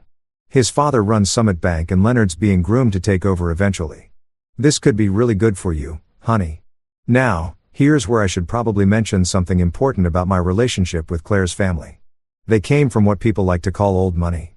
The kind of wealth that's been passed down through generations like a family heirloom, complete with all the pretentious attitudes and social expectations that come with it. They had trust funds, country club memberships, and the kind of family trees that genealogists get excited about. Meanwhile, I came from the kind of family where a fancy dinner meant we splurged on name brand ketchup instead of the store brand. Good for me. How exactly? I asked, genuinely curious about where this was heading. In my experience, when someone with old money wants to help someone without it, there's usually a catch somewhere in the fine print. Claire leaned forward with that enthusiastic expression she got when she thought she'd solved all my problems. Well, you know, networking, Leonard knows everyone in the financial world. He could introduce you to potential clients, maybe help you expand your consulting business. You're always talking about growing the company, right? The irony was so thick you could cut it with a butter knife. Here was my wife, bless her heart, thinking I needed help expanding a business empire that already spanned multiple continents. It was like someone offering to teach Michael Jordan how to play basketball or suggesting that Gordon Ramsay might benefit from a cooking class at the local community center. But how could I explain that without revealing the full extent of what I'd built? Claire knew I was successful.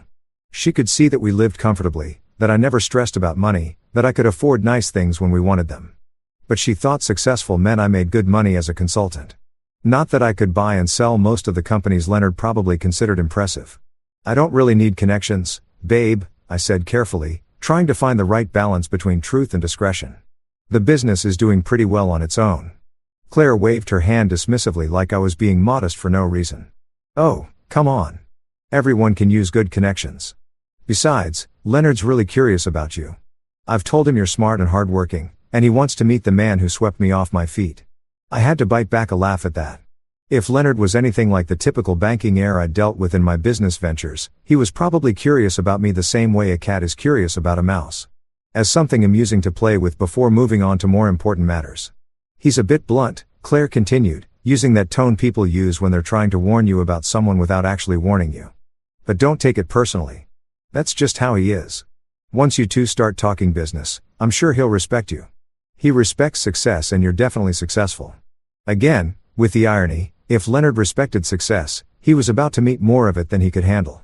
But Claire didn't know that. And something told me this meeting was going to be a master class in assumptions and misconceptions. Besides, Claire added, warming to her subject, it'll be good for you to meet more people from my family. I know you've been avoiding some of the gatherings, but Leonard's different. He's accomplished something on his own merit, not just inherited everything. I almost choked on my wine at that one. From what I'd heard through Claire's family gossip network, Leonard's biggest accomplishment was being born with the right last name. Sure, he worked at the bank, but calling it his own merit was like saying a NASCAR driver built his own racetrack. When and where? I asked, figuring I might as well get this over with. Besides, there was a part of me, the part that had always enjoyed a good challenge, that was curious to see exactly how far up their own asses the Morrison family had their heads. This Saturday at Meridian, you know, that steakhouse downtown, Claire's face lit up like she just solved world hunger. Leonard's parents will be there, too. Preston and Marjorie. It'll be perfect. Perfect, right? Because nothing says perfect evening like dinner with people who judge your worth based on which university you didn't attend and which country club you don't belong to.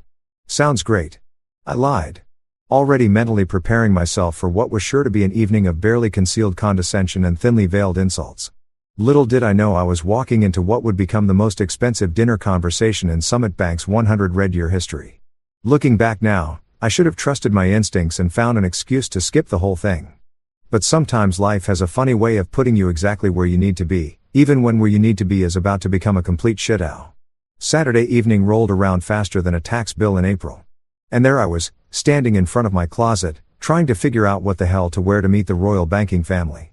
Claire had been buzzing around the house all day like a caffeinated hummingbird, giving me helpful suggestions like, make sure you look presentable and try to make a good impression.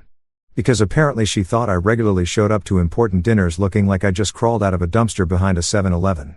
I settled on my usual go-to for occasions when I needed to look like I gave a damn, but didn't want to look like I was trying too hard. Black shirt, dark blazer, and my most comfortable pair of dress pants. Nothing flashy, nothing that screamed, look at me. I'm important, just clean and understated. In my world, if you had to advertise how successful you were through your clothes, you probably weren't as successful as you thought you were. The drive to Meridian was quiet, except for Claire's nervous chatter about how excited she was for me to finally meet her uncle and his parents. She kept going on about how this was going to be so good for my career and how Leonard was really looking forward to talking business with me. I just nodded and made the appropriate sounds while mentally preparing myself for what I was pretty sure was going to be an exercise in patience. Meridian was exactly the kind of place you'd expect old money types to hang out. All dark wood paneling, dim lighting, and the kind of atmosphere that whispered, if you have to ask about the prices, you can't afford to eat here. The hostess, a blonde woman who looked like she'd stepped out of a magazine about expensive things, greeted us with the kind of smile that was professionally warm, but personally cold. We're meeting the Morrison party, Claire told her. And I swear the hostess's smile became about 20% more genuine. Money recognizes money, even when it's just the smell of it lingering in the air. She led us through the restaurant to a corner table where 3 people were already seated. And let me tell you, they looked exactly like Central Casting had ordered them for a movie about entitled rich people. There was Preston Morrison, probably in his early 60s, with silver hair that had been styled to within an inch of its life, and the kind of tan that comes from spending winters in places where the average person's annual salary wouldn't cover a week's vacation. Next to him sat Marjorie, his wife, who had that ageless quality that comes from having unlimited access to the best plastic surgeons money can buy. Her jewelry alone probably cost more than most people's cars. And she wore it with the casual confidence of someone who'd never had to check her bank balance before making a purchase. And then there was Leonard. Oh, Leonard, the golden boy himself, probably around my age, but carrying himself like he'd been born wearing a crown. He had that particular brand of confidence that comes from never having been told no about anything important in your entire life. His suit probably cost more than most people's monthly rent, and he wore it like armor against the common folk. They all stood up as we approached, and I could practically feel the temperature drop as their eyes took in my appearance. It was like watching three people simultaneously realize they'd been expecting Filt Minen and had been served a cheeseburger instead. "Leonard." "Mom, Dad," Clarera said with obvious excitement. "This is my husband, the one I've been telling you about." I extended my hand to Preston first because that seemed like the polite thing to do. His handshake was firm but brief, the kind that said, "I'm acknowledging your existence, but don't get too comfortable." Marjorie offered me a hand that felt like she was afraid I might contaminate her manicure. And Leonard's grip was the kind of aggressive squeeze that insecure men use to establish dominance. "Please sit down," Preston said, gesturing to the chairs across from them, like he was granting me an audience. We hadn't even ordered drinks yet, and I could already tell this was going to be a long evening. The waiter appeared almost instantly. Apparently, when you're a Morrison, service happens at light speed. After we'd ordered drinks, they went for expensive wine while I stuck with a beer. Because I'm a simple man with simple tastes, the interrogation began. "So," Preston said, settling back in his chair with the air of a judge preparing to hear a case. "Claire tells us you work in consulting. That's interesting. What exactly do you consult about?" "Logistics mostly," I replied, taking a sip of my beer. "Supply chain optimization, efficiency improvements, that sort of thing." Marjorie tilted her head like a confused bird. "Oh, like shipping." The way she said shipping made it sound like I'd told her I made my living collecting garbage or cleaning sewers. There was this barely concealed distaste in her voice, like she couldn't quite believe her precious niece had married someone who dealt with such mundane blue-collar concerns. "Among other things." "Yeah," I said, keeping my tone even. "It's actually more complex than most people realize. Global supply chains, international trade regulations, cross-border logistics coordination." "Fascinating," Leonard interrupted, though his tone suggested he found it about as fascinating as watching paint dry. "And where did you study this? What university?" And there it was, the question I've been waiting for. The academic credentials check that people like this always used as their first filter for whether someone was worth their time. "I didn't go to college," I said simply. "I went straight into business after high school." The silence that followed was so complete you could have heard a pin drop in the next county. All three of them just stared at me like I'd announced I was actually an alien from Mars who'd come to Earth to study human mating rituals. Preston recovered first, clearing his throat with the kind of diplomatic cough that probably served him well in board meetings. "Ah, well, that's quite entrepreneurial of you." The way he said entrepreneurial made it clear he meant stupid, but was too polite to say it directly. Marjorie's eyebrows had climbed so high they were practically hiding in her hairline, and Leonard was looking at me like I was a fascinating specimen he'd found under a microscope. The look they exchanged between the three of them was the kind of silent communication that only comes from years of shared snobbery. It was the look that said, "Oh honey, we were expecting someone impressive and instead we got this." And that, ladies and gentlemen, was when I knew this evening was going to be absolutely epic. What happened next was like watching a masterclass in passive-aggressive warfare, except instead of being the observer, I was the target sitting in the middle of the battlefield with a bullseye painted on my forehead. If you've ever wondered what it feels like to be slowly dissected by people who consider themselves your intellectual superiors, well, buckle up, Buttercup, because I'm about to give you a front row seat to the show. Marjorie was the first to reload her weapon after that nuclear silence. She gave me what I can only describe as the kind of smile you'd give a toddler who just proudly announced they'd eaten their own boogers. "Oh, so you're self-taught," she said, her voice dripping with the kind of sympathy usually reserved for terminal cancer patients. "That's so very brave of you." Brave like I'd climbed Mount Everest in flip-flops instead of choosing to skip 4 years of overpriced education to start making actual money. The way she said it made it clear that in her world, self-taught was just a polite way of saying too poor and stupid for real school. Leonard, not to be outdone by his mother in the art of subtle insults, let out this little chuckle that sounded like a hyena choking on its own smugness. He turned to his father with the kind of theatrical gesture that belonged on a soap opera. "Uncle Preston, can you even imagine trying to run a major business with only a high school diploma? I mean, that's really quite rare these days, isn't it?" The emphasis he put on rare made it clear he meant impossible, but was trying to sound diplomatic about it. It was like listening to someone say, "Bless your heart," while simultaneously planning your funeral. Preston, who was clearly the master of this particular family sport, nodded sagely like Leonard had just made some profound observation about the nature of human intelligence.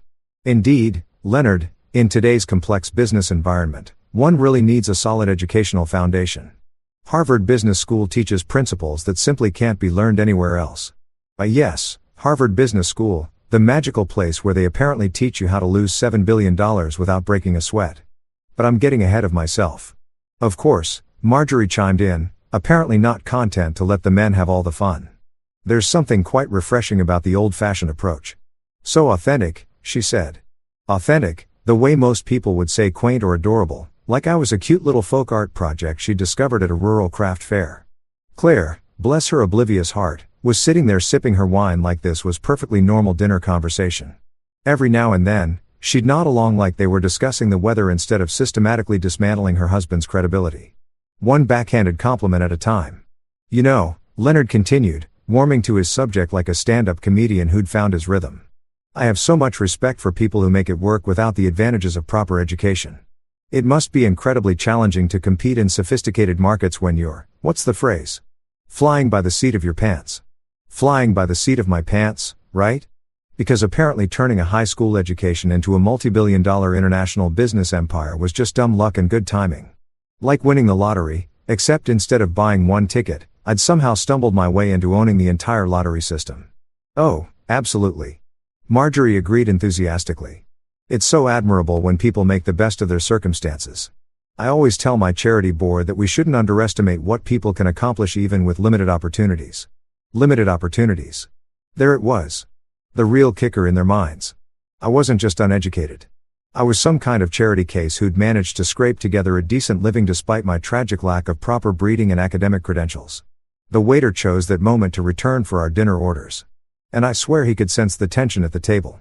He kept glancing between us like he was watching a tennis match where one player was getting massacred, but somehow kept getting back up for more punishment. After we'd ordered, and of course, they all went for the most expensive items on the menu while making subtle comments about how I should try the business lunch special. It's quite reasonable. The conversation resumed with renewed vigor. You know what's really impressive though, Leonard said, leaning forward with fake enthusiasm, is that you've managed to keep Claire happy without being able to provide her with the lifestyle she grew up with. That takes real creativity. And there it was, the suggestion that I was some kind of financial burden on their precious princess. Never mind that Claire lived better with me than she ever had with her trust fund. Never mind that our house was nicer than anything she'd ever owned before. In their minds. If you didn't have the right pedigree, you couldn't possibly be providing adequately. Preston nodded approvingly at his son's observation. Yes, love conquers all. As they say, Claire's always been our little romantic, willing to overlook practical considerations for matters of the heart. Practical considerations, like the fact that I could buy and sell their entire social circle before lunch and still have enough left over to buy a small country for dessert. It's just so fortunate, Marjorie added with that same patronizing smile, that Claire has the family resources to fall back on if things get difficult. We always take care of our own, don't we, Preston? The implication was crystal clear when this little experiment in marrying beneath her station inevitably failed. They'd be there to pick up the pieces and find Claire someone more suitable. But here's the thing about sitting there listening to people talk about you like you're some kind of financial deadbeat who got lucky. It gives you a lot of time to think. And what I was thinking as I watched these three pompous pat themselves on the back for their superior breeding and education was how absolutely hilarious this was going to be when the truth came out. They thought they were looking at a small-time consultant who'd married above his station. What they were actually looking at was someone who could end their family's banking dynasty with a phone call. But patience, I told myself, let them have their fun. The night was still young, and the best was yet to come. By the time our overpriced steaks arrived, and let me tell you, for what they were charging, these cows should have been hand-massaged by Swedish supermodels and fed nothing but champagne and caviar. The conversation had settled into a rhythm that was as predictable as it was infuriating. The Morrison family had apparently decided that I was their evening's entertainment, and they were determined to squeeze every drop of amusement out of mocking the poor, uneducated peasant who'd somehow managed to trick their precious Claire into marriage. I was about halfway through my ribeye, which was admittedly pretty damn good despite the company, when Preston decided to launch into what was clearly one of his favorite topics, the illustrious history and supreme importance of Summit Bank. You know how some people collect stamps or vintage cars? Well, Preston collected opportunities to brag about his family's financial institution like it was the eighth wonder of the world. You know, he said, cutting into his steak with the precision of a surgeon. Summit Bank has been serving this community's most distinguished families for over a century now. We're not just a bank. We're a cornerstone of financial stability for people who understand the value of tradition and excellence. Leonard nodded along like his father was delivering the Gettysburg Address instead of a corporate sales pitch. That's right, Dad. We're very selective about our clientele. It's not about the size of the account. Well, not entirely. It's about maintaining relationships with families who share our values. I had to bite my tongue to keep from laughing out loud at that one. Not entirely about the size of the account, right? Because I'm sure they were turning away billionaires left and right because they didn't have the proper breeding credentials. Marjorie dabbed at her lips with her napkin like she was posing for a painting. Oh yes, we've had to turn away quite a few, shall we say? No nouveau riches. People who think that just because they've made some money, they automatically deserve access to our services. The irony was so thick you could have served it as dessert. Here they were talking about nouveau riches like it was some kind of disease when in their minds I was apparently so far down the social ladder that I didn't even qualify for nouveau status. I was just poor-y. I guess it's fascinating really. Leonard continued, clearly enjoying himself. How some people think banking is just about deposits and withdrawals. They don't understand that what we provide is so much more than that. It's prestige, connections, access to opportunities that simply aren't available to everyone. Preston raised his wine glass like he was about to make a toast. Exactly, son. Summit Bank isn't just where you keep your money. It's a statement about who you are and what you've achieved in life. Now, I've been sitting there for the better part of 2 hours, taking there with a smile and the patience of a saint. But something about that particular comment, the smugness, the self-importance, the complete dismissal of anyone who didn't meet their arbitrary standards finally got under my skin. Funny you should mention that, I said, setting down my fork and leaning back in my chair. I've actually been thinking about moving my accounts elsewhere. The effect was immediate and hilarious. All three of them stopped mid-chew like I just announced I was planning to rob their precious bank instead of simply taking my business somewhere else. Preston's eyebrows shot up so fast I was worried they might achieve escape velocity. Oh, Marjorie said, trying to sound casual but failing spectacularly. And why is that? I shrugged, playing it off like it was no big deal. Just shopping around, you know, seeing what other banks have to offer. Maybe finding somewhere that's a little more. How did you put it? Welcoming to different types of clients. Leonard, who had been mid-sip of his wine, actually snorted. Not a polite little cough, but a full-on liquid coming out of his nose snort. He quickly grabbed his napkin to clean up the mess, but not before giving me a look that was equal parts amusement and condescension. Oh, please, he said once he'd recovered from his wine snorting incident. Go ahead and move your account. I'm sure losing one regular checking account won't exactly make a dent in our books. Regular checking account. Oh, sweet, naive Leonard. If only you knew that my regular checking account contained enough money to buy your precious bank 3 times over and still have enough left for a nice vacation. Preston, apparently feeling left out of the fund, decided to pile on. Yes, Leonard's quite right. Summit doesn't depend on small timers for our success. We deal in billions, not well, whatever it is you're working with. Small timers, billions. The man was practically handing me comedy gold on a silver platter. Here I was sitting across from the president of Summit Bank while he bragged about dealing in billions and dismissed me as a small timer. It was like watching someone brag about how tough they were while unknowingly picking a fight with a Navy SEAL. Billions, huh? I said, taking another sip of my beer. That's impressive. Oh yes, Marjorie chimed in, apparently not wanting to be left out of the family sport of financial dick measuring. Preston has grown Summit's assets under management to over $15 billion. We're one of the most successful regional banks in the country. 15 billion. I had to work very hard to keep my expression neutral at that number. See, here's the thing about my particular situation that made this moment so absolutely delicious. My primary account with Summit Bank, the one they were so casually dismissing as inconsequential, contains $7 billion in liquid assets. That's not counting my long-term holdings, my international investments, or the various other accounts I had scattered across different institutions. In other words, my single regular checking account represented nearly half of their entire bank's assets under management. But they didn't know that. In their minds, I was just some blue-collar guy with maybe a few $1,000s to my name. Leonard leaned forward with that same smug expression he'd been wearing all evening. You know what? I'm actually curious now. What exactly would it take to keep your business? Are we talking about waiving a monthly fee? Throwing in some free checks? The condescension in his voice was so thick you could have spread it on toast. Free checks. The man was offering me free checks like I was some kind of charity case. I smiled back at him, and for the first time that evening, it was a completely genuine smile. Oh, don't worry about it. I'm sure you're right. Losing my account probably won't even register on your radar. And that, my friends, was the moment when I decided that Preston Morrison and his arrogant family were about to learn a very expensive lesson about making assumptions. The ride home from Meridian was quieter than a funeral procession.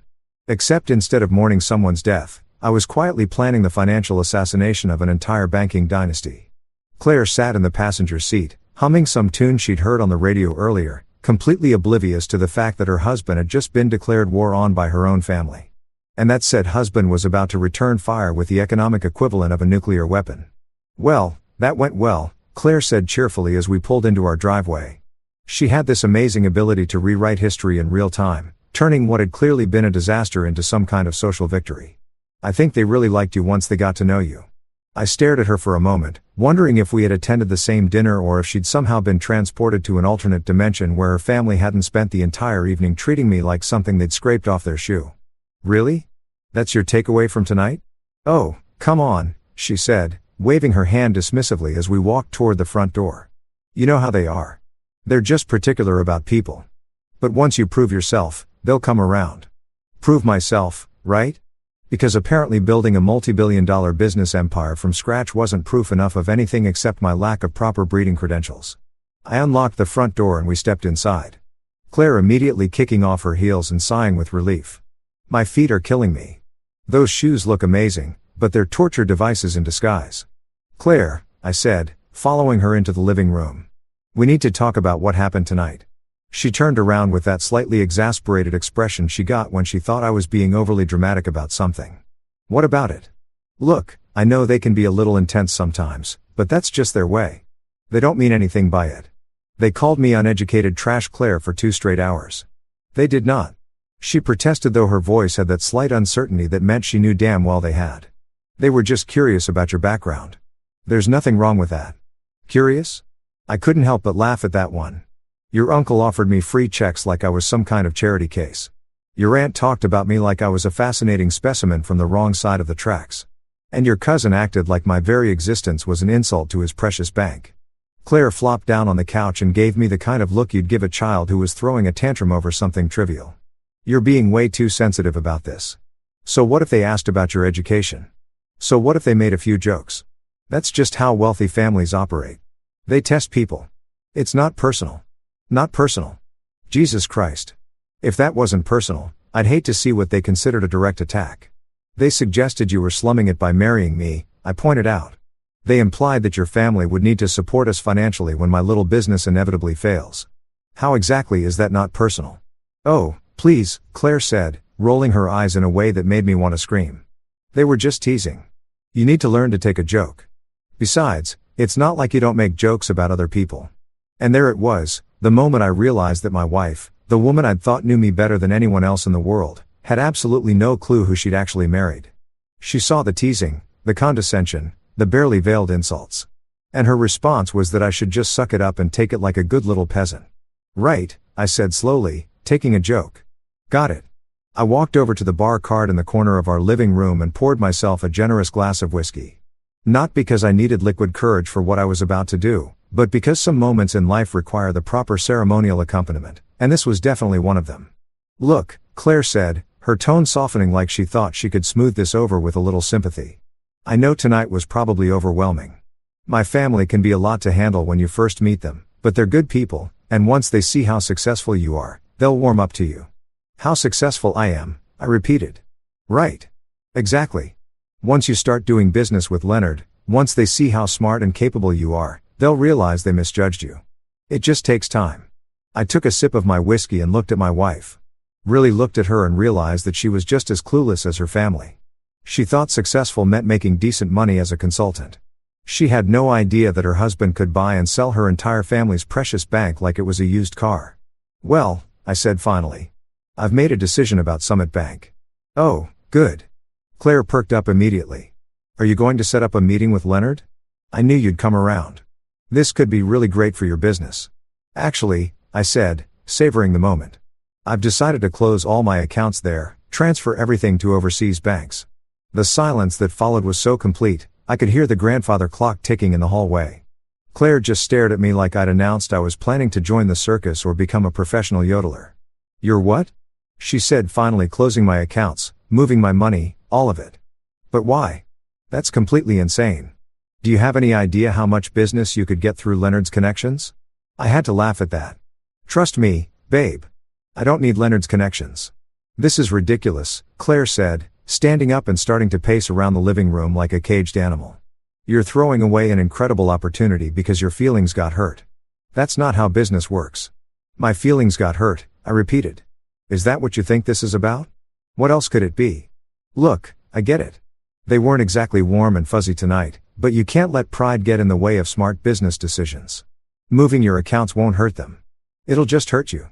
I finished my whiskey and set the glass down on the coffee table. We'll see about that. The next morning, while Claire was still sleeping off her frustration from the night before, I called my financial advisor. Marcus Chun had been handling my portfolio for the better part of a decade. And he was one of the few people who actually understood the full scope of what we were dealing with.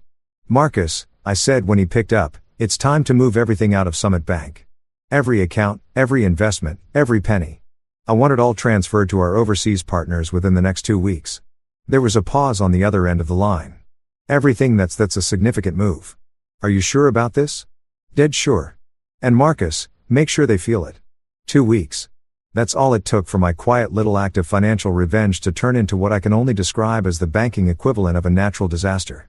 14 days from the moment I made that phone call to Marcus, and Summit Bank went from smugly dismissing my insignificant account to having what I'm pretty sure was a collective nervous breakdown.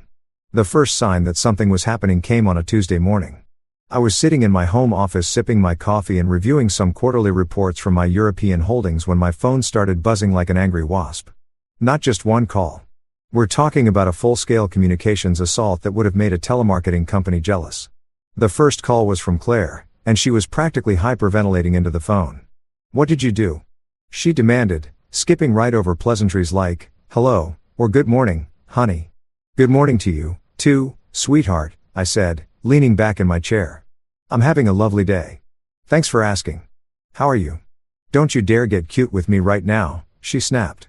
Leonard called me 20 minutes ago. He sounded, I don't even know how to describe it. Panicked. Terrified. What the hell did you do? Now, I have to admit, hearing that Leonard was panicked gave me a warm, fuzzy feeling that was better than any cup of coffee. I told you what I was going to do. I moved my accounts. Your accounts? Claire's voice went up about 3 octaves. Just how much money are we talking about here? Before I could answer, my phone started buzzing with another call. Leonard himself, according to the caller ID. I couldn't help but grin. Hang on, babe. I think this might be important. I clicked over to the other line. Hello, Leonard. How's your morning going? What the did you do? Leonard's voice was so high-pitched he sounded like he'd been sucking helium. Gone was the smooth, condescending tone from our dinner. This was pure, unadulterated panic. Language, Leonard, I said, thoroughly enjoying myself. That's no way for a banking professional to speak to a former client. Former client. You moved $7 billion. $7 billion. Do you have any idea what you've done? $7 billion? Hearing him say the number out loud was almost as satisfying as the panic in his voice. I moved my money to a bank that appreciates my business. Isn't that what you suggested I do? This isn't a joke. Leonard was practically screaming now. You've triggered a liquidity crisis. We had that money invested, leveraged, tied up in loans. You can't just pull out that kind of capital overnight. Oh, but apparently I could, and I had. Funny thing about money, Leonard. When it's yours, you get to decide where to keep it. The line went quiet for a moment, and I could practically hear the gears turning in Leonard's brain as he tried to figure out how to fix this cluster. When he spoke again, his voice had dropped to what I assume was supposed to be a reasonable, let's make a deal tone. Look, I think there's been a misunderstanding. Maybe we got off on the wrong foot the other night. Why don't you come in and we can discuss this like reasonable businessmen? Reasonable businessmen? I repeated. That's rich. Considering you spent 2 hours telling me I was too uneducated to understand how real business works. Before Leonard could respond, my assistant's voice came through the intercom. Sir, I have Preston Morrison on line 3. He says it's urgent. I had to bite my lip to keep from laughing out loud. Leonard, I'm going to have to let you go. Your father's calling. Wait, don't. I hung up and switched to line 3. Preston, I said cheerfully. What a pleasant surprise. Twice in one day, I get to talk to the Morrison family. Preston's voice was much more controlled than his son's, but I could hear the strain underneath the professional composure. Mr. Grant, I believe there's been some kind of mistake with your account transfer. No mistake, I said.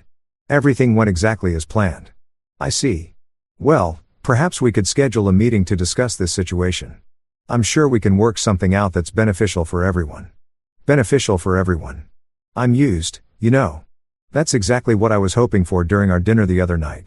Funny how perspectives change when the shoe's on the other foot. There was a long pause before Preston spoke again, and when he did, his voice had lost all pretense of casual politeness. Mr. Grant, you need to understand the gravity of this situation. The withdrawal of this amount of capital has serious implications, not just for our bank, but for our entire regional economy. Really? But I thought Summit Bank dealt in billions. Surely losing one little account from a small-timer like me wouldn't even register on your radar. Another pause. Longer this time. Perhaps, Preston said carefully. We underestimated the scope of your business interests. Underestimated. That was one way to put it. Perhaps you did. My phone buzzed with yet another call. This time it was my assistant again. Sir, I have Marjorie Morrison on line 4. She's crying. Crying. The woman who had spent an entire evening treating me like something she'd found stuck to her shoe was now crying because her family's bank was imploding. I almost felt bad for her. Almost. Preston, I said, it sounds like your family is having quite a day. Maybe you should go check on them. This isn't over, Preston said. And for the first time, I heard real anger in his voice instead of panic. You're absolutely right, I replied. It's not. After I hung up, I sat back in my chair and looked out the window at my perfectly manicured lawn. Somewhere across town, the Morrison family was probably having the worst day of their privileged lives, watching their century-old banking empire teetering on the edge of collapse because they'd decided to mock the wrong guy at dinner. My assistant's voice came through the intercom again. Sir, there's someone here from Summit Bank's board of directors. He says they've called an emergency meeting. I checked my watch. It wasn't even noon yet, and Summit Bank's board was already in crisis mode. Marcus had warned me that pulling out $7 billion overnight would cause problems. But even I hadn't expected this level of chaos this quickly. Tell him I'll be right there, I said, straightening my tie. Time to go watch a banking dynasty crumble in real time. And the best part, the show was just getting started. Walking into Summit Bank's main building felt like entering a war zone where the war was being fought with calculators and panic attacks instead of guns and bombs. The lobby, which normally buzzed with the quiet efficiency of financial professionals going about their business, had the frantic energy of an emergency room during a multi-car pileup. Employees were scurrying around with stacks of papers. Phones were ringing nonstop, and I could see more than a few people who looked like they were seriously considering updating their resumes. The receptionist, a young woman who probably made more in a year than most people's parents, looked up at me with the kind of desperate expression usually reserved for people who've just watched their house burn down. Mr. Grant, they're waiting for you in the main boardroom, 32nd floor, elevator bank to your right. I thanked her and made my way to the elevators, passing clusters of employees who were having hushed, urgent conversations. I caught fragments of words like liquidity crisis, emergency protocols, and how the hell did this happen? It was like walking through the financial equivalent of a natural disaster site. The elevator ride to the 30th floor was probably the longest minute and a half of my life. Not because I was nervous, but because I was trying so hard not to laugh out loud that I was practically giving myself an aneurysm. By the time the doors opened, I had composed myself enough to look appropriately serious for what was about to be the most satisfying business meeting of my entire career. The boardroom was exactly what you'd expect from a century-old bank trying to prove its importance. All dark wood paneling, leather chairs that probably cost more than most people's cars, and oil paintings of dead white guys who'd apparently been very important at some point in banking history. But the atmosphere in the room was anything but impressive. It felt more like a funeral parlor where everyone was still arguing about how the deceased had died. Preston Morrison sat at the head of the table, looking like he'd aged about 10 years since our dinner 2 weeks ago. His usually perfect silver hair was slightly disheveled, and there were dark circles under his eyes that suggested he hadn't been sleeping well. Marjorie sat to his right, her designer makeup doing its best to hide what appeared to be genuine distress. And Leonard looked like he'd been hit by a truck, backed over by the same truck, and then had the truck parked on his chest for good measure. Mr. Grant, Preston said, standing up as I entered the room. His voice was carefully controlled, but I could hear the strain underneath. Thank you for agreeing to meet with us. Of course, I said, taking the seat across from them like this was just another business meeting instead of the financial apocalypse I'd single-handedly triggered. I have to say, this is a much nicer venue than our last conversation. The silence that followed was so thick you could have cut it with a chainsaw. Preston cleared his throat and sat back down, his hands folded on the table like he was trying to keep them from shaking. Mr. Grant, That is, I believe, we owe you an apology. An apology from Preston Morrison, the man who'd spent an entire evening talking about me like I was some kind of financial parasite, was now apologizing. If someone had told me 2 weeks ago that this moment would happen, I'd have suggested they seek professional help. An apology for what exactly? I asked because I wanted to hear him say it. I wanted to hear every single word of their admission that they'd up spectacularly. Preston's jaw tightened, but he pushed forward. We regret our earlier comments. They were inappropriate and unprofessional. Inappropriate and unprofessional, I repeated slowly. That's one way to describe spending 2 hours mocking someone's education and calling them a financial burden. Marjorie, who had been sitting there looking like she was attending her own execution, finally spoke up. We didn't mean, that is, we were just, she trailed off, apparently unable to find words that would adequately explain away their behavior. Which comments specifically are we talking about here? I continued because I was enjoying this way too much to let them off easy. The ones about me being too uneducated to run a business. The ones about my money not matching. Or maybe the ones about Claire needing your family's financial support when my little consulting firm inevitably fails. Leonard, who had been staring at the table like it held the secrets of the universe, finally looked up. His face was pale, and when he spoke, his voice cracked like a 13-year-old boy's. We didn't know. I mean, we had no idea about the scope of your financial position. And there it was, the admission I'd been waiting for. They weren't sorry for being, they were sorry for being to someone who turned out to be richer than they were. So, you're not sorry for treating someone badly, I said. You're sorry for treating the wrong someone badly. Preston held up his hand like he was trying to stop a runaway train. That's not what we meant. We're genuinely sorry for our behavior, regardless of circumstances. Circumstances? I laughed. Is that what we're calling $7 billion now? Circumstances. The number hung in the air like a nuclear bomb that had just been dropped on the table. I watched as the full reality of what had happened settled over them like a heavy blanket. $7 billion. Nearly half of their bank's total assets under management. Gone overnight. Because they decided to play status games with the wrong guy. Marjorie's hands were actually trembling now. Mr. Grant, surely we can work something out. There must be some way to resolve this situation that works for everyone. Resolve this situation, I said. You mean the situation where your bank is now teetering on the edge of collapse because you assumed I was some kind of charity case? Leonard leaned forward desperately. Look, we admit it. We were wrong about everything. But pulling your money out like that, it's not just hurting us. There are innocent people who work here. People who had nothing to do with what happened at dinner. That actually gave me pause for a moment. He was right. There were probably hundreds of employees at Summit Bank who were now facing unemployment because their bosses had terminal cases of elitist assholery. But then I remembered the way they'd talked about me, the condescension, the barely concealed disgust, and my sympathy evaporated like morning dew. You know what, Leonard? You're absolutely right. There are innocent people who are going to suffer because of this. But here's the thing. They're not suffering because I moved my money. They're suffering because you and your family are apparently too stupid to run a bank without insulting your biggest clients. Preston's face was getting redder by the minute. Mr. Grant, what exactly do you want from us? What did I want? That was a damn good question. I wanted them to understand what it felt like to be dismissed and belittled.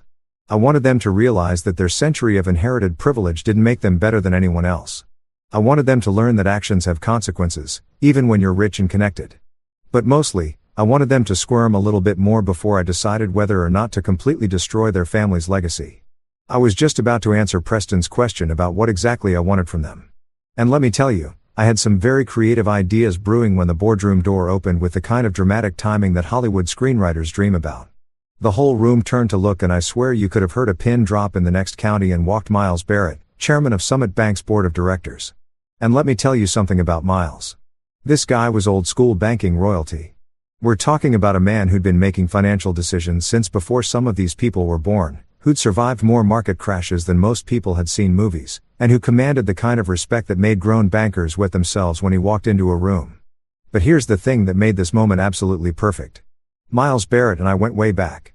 Not in some casual, we met at a conference once way, but in a we've done serious international business together for years way. We'd worked on trade deals that involved moving more money across borders than some country's entire GDP. He knew exactly who I was and exactly what I was worth down to the last penny. Miles, I said, standing up with a genuine smile spreading across my face. What a pleasant surprise. The effect on the Morrison family was immediate and spectacular. Preston's face went from red to white so fast I was worried he might be having some kind of medical emergency. Marjorie's mouth actually fell open like she was a cartoon character who'd just seen something impossible. And Leonard, poor Leonard, looked like he'd just watched his entire world collapse in real time, which, come to think of it, was exactly what was happening. Miles walked over and shook my hand with the kind of firm, respectful grip that two equals exchange when they've done serious business together. Good to see you again, though, I have to say, I wish it were under better circumstances. Better circumstances, I repeated, glancing back at the Morrison family, who were all staring at us like we were speaking in ancient hieroglyphics. Well, circumstances have a way of working themselves out, don't they? Miles looked around the table at Preston, Marjorie, and Leonard, and I could see something shift in his expression. It wasn't quite anger. Miles was too professional for that, but it was definitely disapproval of the highest order. "We need to talk," he said to Preston. But his tone suggested it was less of a request and more of a direct order from the man who could fire him with a phone call. "Of course, Miles," Preston said, trying to regain some composure. "We were just discussing the situation with Mr. Grant here." "The situation," Miles said slowly, like he was tasting something unpleasant. "Is that what we're calling it?" He turned to me with an expression that was part apology and part professional damage control. "I want you to know that the board had absolutely no knowledge of how our staff had been treating one of our most important clients. The words hung in the air like a neon sign advertising the Morrison family's complete and utter failure to do their basic job. I could see Leonard's face cycling through about 17 different emotions, landing somewhere between humiliation and the dawning realization that his career was probably over. "Most important," Marjorie whispered like she was afraid to say it too loud in case it made it more real. Miles looked at her with the kind of expression you'd give a child who just asked why the sky was blue. "Mrs. Morrison, your husband's bank has been managing Mr. Grant's portfolio for nearly a decade. His account represents," he paused, apparently doing some mental math, "approximately 47% of Summit Bank's total assets under management." 47%. Holy, even I hadn't realized it was quite that much. I mean, I knew $7 billion was a lot of money, but hearing it put in those terms, nearly half of their entire bank, that was beautiful. That was poetry. Leonard's voice came out as barely more than a croak. "Wait, you know the chairman personally?" I looked at Leonard like he just asked if water was wet. "Leonard, Miles, and I have been working together on international trade projects for years. We've moved more money across borders than most countries see in their annual budgets. We've collaborated on deals involving pharmaceutical supply chains from Southeast Asia, technology transfers between European and American companies, and logistics networks that span 3 continents, Miles added, apparently deciding that the Morrison family needed the full scope of their spelled out and excruciating detail. "Mr. Grant isn't just a client. He's one of the most sophisticated international businessmen I've ever had the pleasure of working with." The silence that followed was the kind of complete, crushing quiet that usually occurs right after someone drops a nuclear bomb. Preston was staring at me like I just sprouted wings and announced I was actually an alien from Mars. Marjorie looked like she was about to faint. And Leonard looked like he was mentally updating his resume while simultaneously planning his suicide. But you didn't go to college," Marjorie said weakly, like this was some kind of defense against the reality that was crashing down around them. "No," I said cheerfully. "I didn't. Turns out you don't need a fancy degree to build a multi-billion-dollar international business empire." "Who knew?" Miles turned to look at the Morrison family with an expression that could have frozen lava. "Let me make sure I understand this correctly. You treated one of our most valuable clients with disrespect because you assumed his educational background made him what? Unworthy of your attention." "It wasn't like that," Preston started.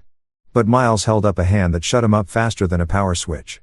"Actually, let me tell you exactly what it was like," Miles said, his voice getting colder with every word. "You took one look at a man who's brought more revenue to this bank than any other single client in our history. Decided he wasn't good enough for your social circle and proceeded to mock him for an entire evening. Is that about right?" No one answered. Probably because what the hell could they say? "Yes, we're exactly that stupid and arrogant." Miles continued, apparently not done with his verbal demolition of the Morrison dynasty. "Do you have any idea what this is going to cost us? Not just the immediate liquidity crisis, but the reputation damage. Word is already spreading through the financial community that Summit Bank drove away a multi-billion-dollar client because of personal prejudice." "Miles," Preston said desperately. "Surely we can work something out. This is all just a misunderstanding." "A misunderstanding," Miles repeated. "Preston, you've been in banking for 30 years. Tell me, in your professional opinion, what do you think happens to banks that insult their biggest clients?" Preston's mouth moved, but no sound came out. He looked like a fish that had been pulled out of water and was slowly suffocating on dry land. Miles turned back to me and his expression softened considerably. I want you to know that the board is taking this matter very seriously. There will be consequences. What kind of consequences? I asked, genuinely curious about how this was going to play out. Well, Miles said, glancing back at the Morrison family. For starters, Preston will be stepping down as bank president effective immediately. The board has lost confidence in his ability to manage client relationships. Preston made a sound like he'd been punched in the stomach. Stepping down as bank president wasn't just losing a job. It was losing the family legacy, the social status, everything the Morrison name had built over the past century. And Leonard, Miles continued, turning to the golden boy who was looking decidedly less golden by the minute. Your department head position is being terminated as of today. Effective immediately. Leonard's face went through about 6 different shades of pale before settling on something that looked like green around the gills. You can't. I mean, this isn't all my fault. Actually, Leonard, it is entirely your fault, Miles said with the kind of calm precision that made it clear this decision was final. You had dinner with one of our most important clients and decided to mock his background instead of treating him with the respect he deserved. That's not just unprofessional, it's catastrophically stupid. Marjorie, who had been sitting there looking like she was watching her entire world collapse in slow motion, finally found her voice. This is all getting blown out of proportion. It was just dinner conversation. People say things they don't mean all the time. Miles looked at her like she'd just suggested that gravity was optional. Mrs. Morrison, your dinner conversation just cost this bank $7 billion and potentially triggered the worst financial crisis in our company's history. I'm not sure how much more in proportion this situation could possibly get. I had to give it to Miles. He knew how to deliver a professional kicking with style. Watching the Morrison family realize that their century of inherited privilege wasn't going to save them from the consequences of their own arrogance was better than any movie I'd ever seen. So, what happens now? Preston asked, his voice barely above a whisper. Miles looked at him for a long moment before answering. Now you clean out your office, collect your personal belongings, and try to figure out how to explain to your wife's social circle why the Morrison family name is no longer associated with Summit Bank. And that, ladies and gentlemen, was the moment when a 100 red years of banking dynasty officially came to an end, killed by nothing more than bad manners and the assumption that money always knows where it comes from. Chapter 10. Moving on. A month. That's all it took for the Morrison family's century-old banking empire to completely collapse like a house of cards in a hurricane.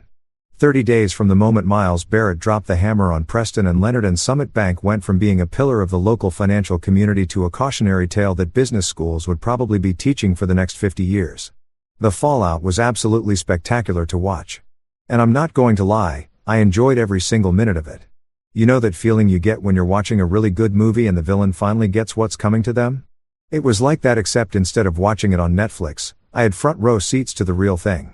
Preston's resignation became official within 48 hours of our boardroom meeting. The man who had spent an entire evening lecturing me about the importance of proper education and social connections found himself updating his LinkedIn profile for the first time in 3 decades. The board didn't just ask him to step down. They basically launched him out of the building with a corporate catapult.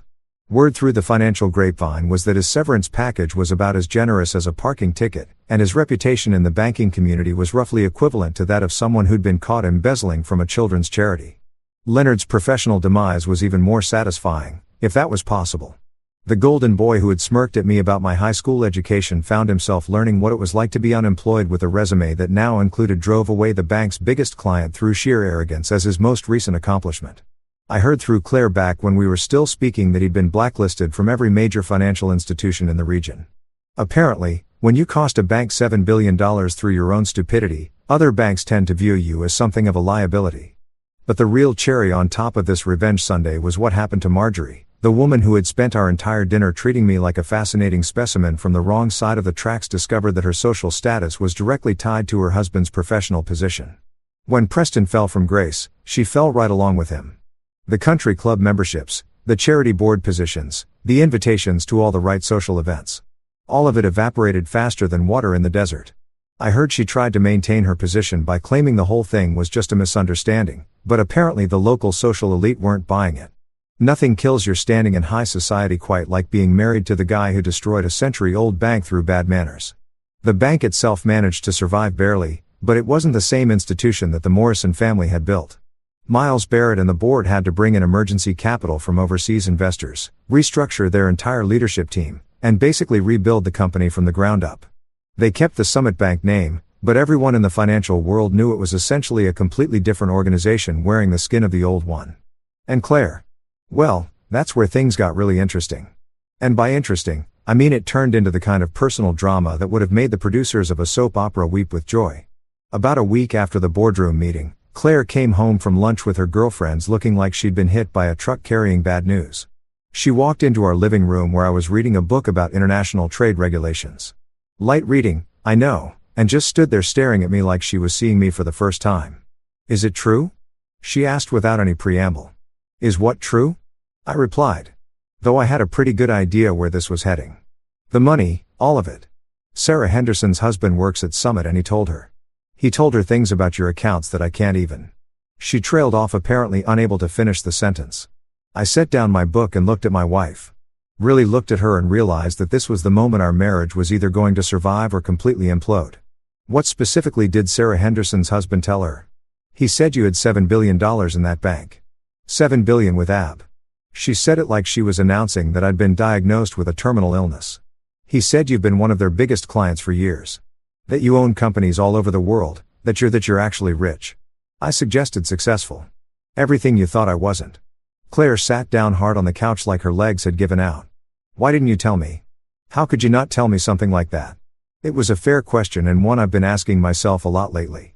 Because I liked being married to someone who loved me for who I was, not what I could buy them. Because I enjoyed having a wife who didn't see dollar signs when she looked at me. "But I had a right to know," she protested. "We're married. Married people don't keep secrets like that from each other." "Really?" I asked. "Because you seemed perfectly fine with keeping the secret that your family thought I was trash. You sat there for 2 hours while they mocked me and you said nothing. You told me I was being too sensitive, that I should learn to take a joke. So, forgive me if I'm not entirely convinced about your commitment to honesty in this marriage." That shut her up for about 30 seconds, which might have been a new record. When she finally spoke again, her voice was different, harder, more calculating. "Do you have any idea how humiliated I am? My entire family is a laughingstock because of what you did. Preston's career is over. Leonard can't find work anywhere and my mother calls me crying every day about how you've destroyed the family name." And there it was. Not "I'm sorry my family treated you terribly." Not "I should have defended you." It was "How could you humiliate my family like this?" She was more concerned about the Morrison family's reputation than she was about the fact that her husband had been systematically insulted and belittled by the people who were supposed to welcome him into their family. "Your family destroyed themselves," I said calmly. "I just provided the consequences for their actions." "Consequences?" Claire's voice went up about 3 octaves. "You destroyed their lives. Preston worked his entire career to build that bank and you tore it down in 2 weeks because your feelings got hurt." My feelings got hurt again after everything that had happened, after watching her family's financial empire crumble because they couldn't be bothered to treat me with basic human decency. She still thought this was about hurt feelings. "Claire," I said, standing up and walking over to the window that looked out onto our perfectly manicured lawn. "Do you want to know the really sad part about all of this?" "What?" she asked, though her tone suggested she wasn't really interested in my perspective. "The really sad part is that none of this had to happen. If your family had just treated me like a human being, not even with respect, just basic human courtesy, we'd all be having Christmas dinner together this year. Preston would still be running his bank. Leonard would still have his job. And Marjorie would still be queen of her little social circle." I turned back to look at her, but instead they decided to spend an entire evening making jokes about my education, my background, and my worth as a human being, and you sat there and let it happen. Worse than that, you told me I was wrong to be upset about it. Claire was quiet for a long moment, and I could see the wheels turning in her head. When she finally spoke, her voice was cold in a way I'd never heard before. "So, what happens now? Do you expect me to just pretend that you didn't humiliate my entire family? Do you think we can just go back to normal after this?" "Normal?" I laughed, but there was no humor in it. "Claire, there is no normal after this. Your family showed me exactly what they think of me, and you showed me exactly where your loyalties lie. The question isn't whether we can go back to normal. The question is whether there's anything left to go back to." The divorce proceedings started 2 weeks later. Claire claimed I had humiliated her family and made it impossible for her to maintain her social standing. I reminded her that her family had humiliated themselves and that maybe she should reconsider what was actually important in life. We agreed to disagree and our lawyers handled the rest. The settlement was, let's call it, generous. I gave Claire enough money to maintain whatever lifestyle she wanted along with the house and pretty much everything else she asked for. Not because I felt guilty about what had happened to her family, but because I realized that holding on to someone who valued social status more than loyalty was like trying to hold on to water with your bare hands. The funny thing about money, and I mean really funny, not just ironic, is that once people know you have it, everything changes. Suddenly, I was getting invitations to charity galas, investment opportunities, and social events that I'd never been invited to before. Business acquaintances who had barely acknowledged my existence were suddenly my best friends.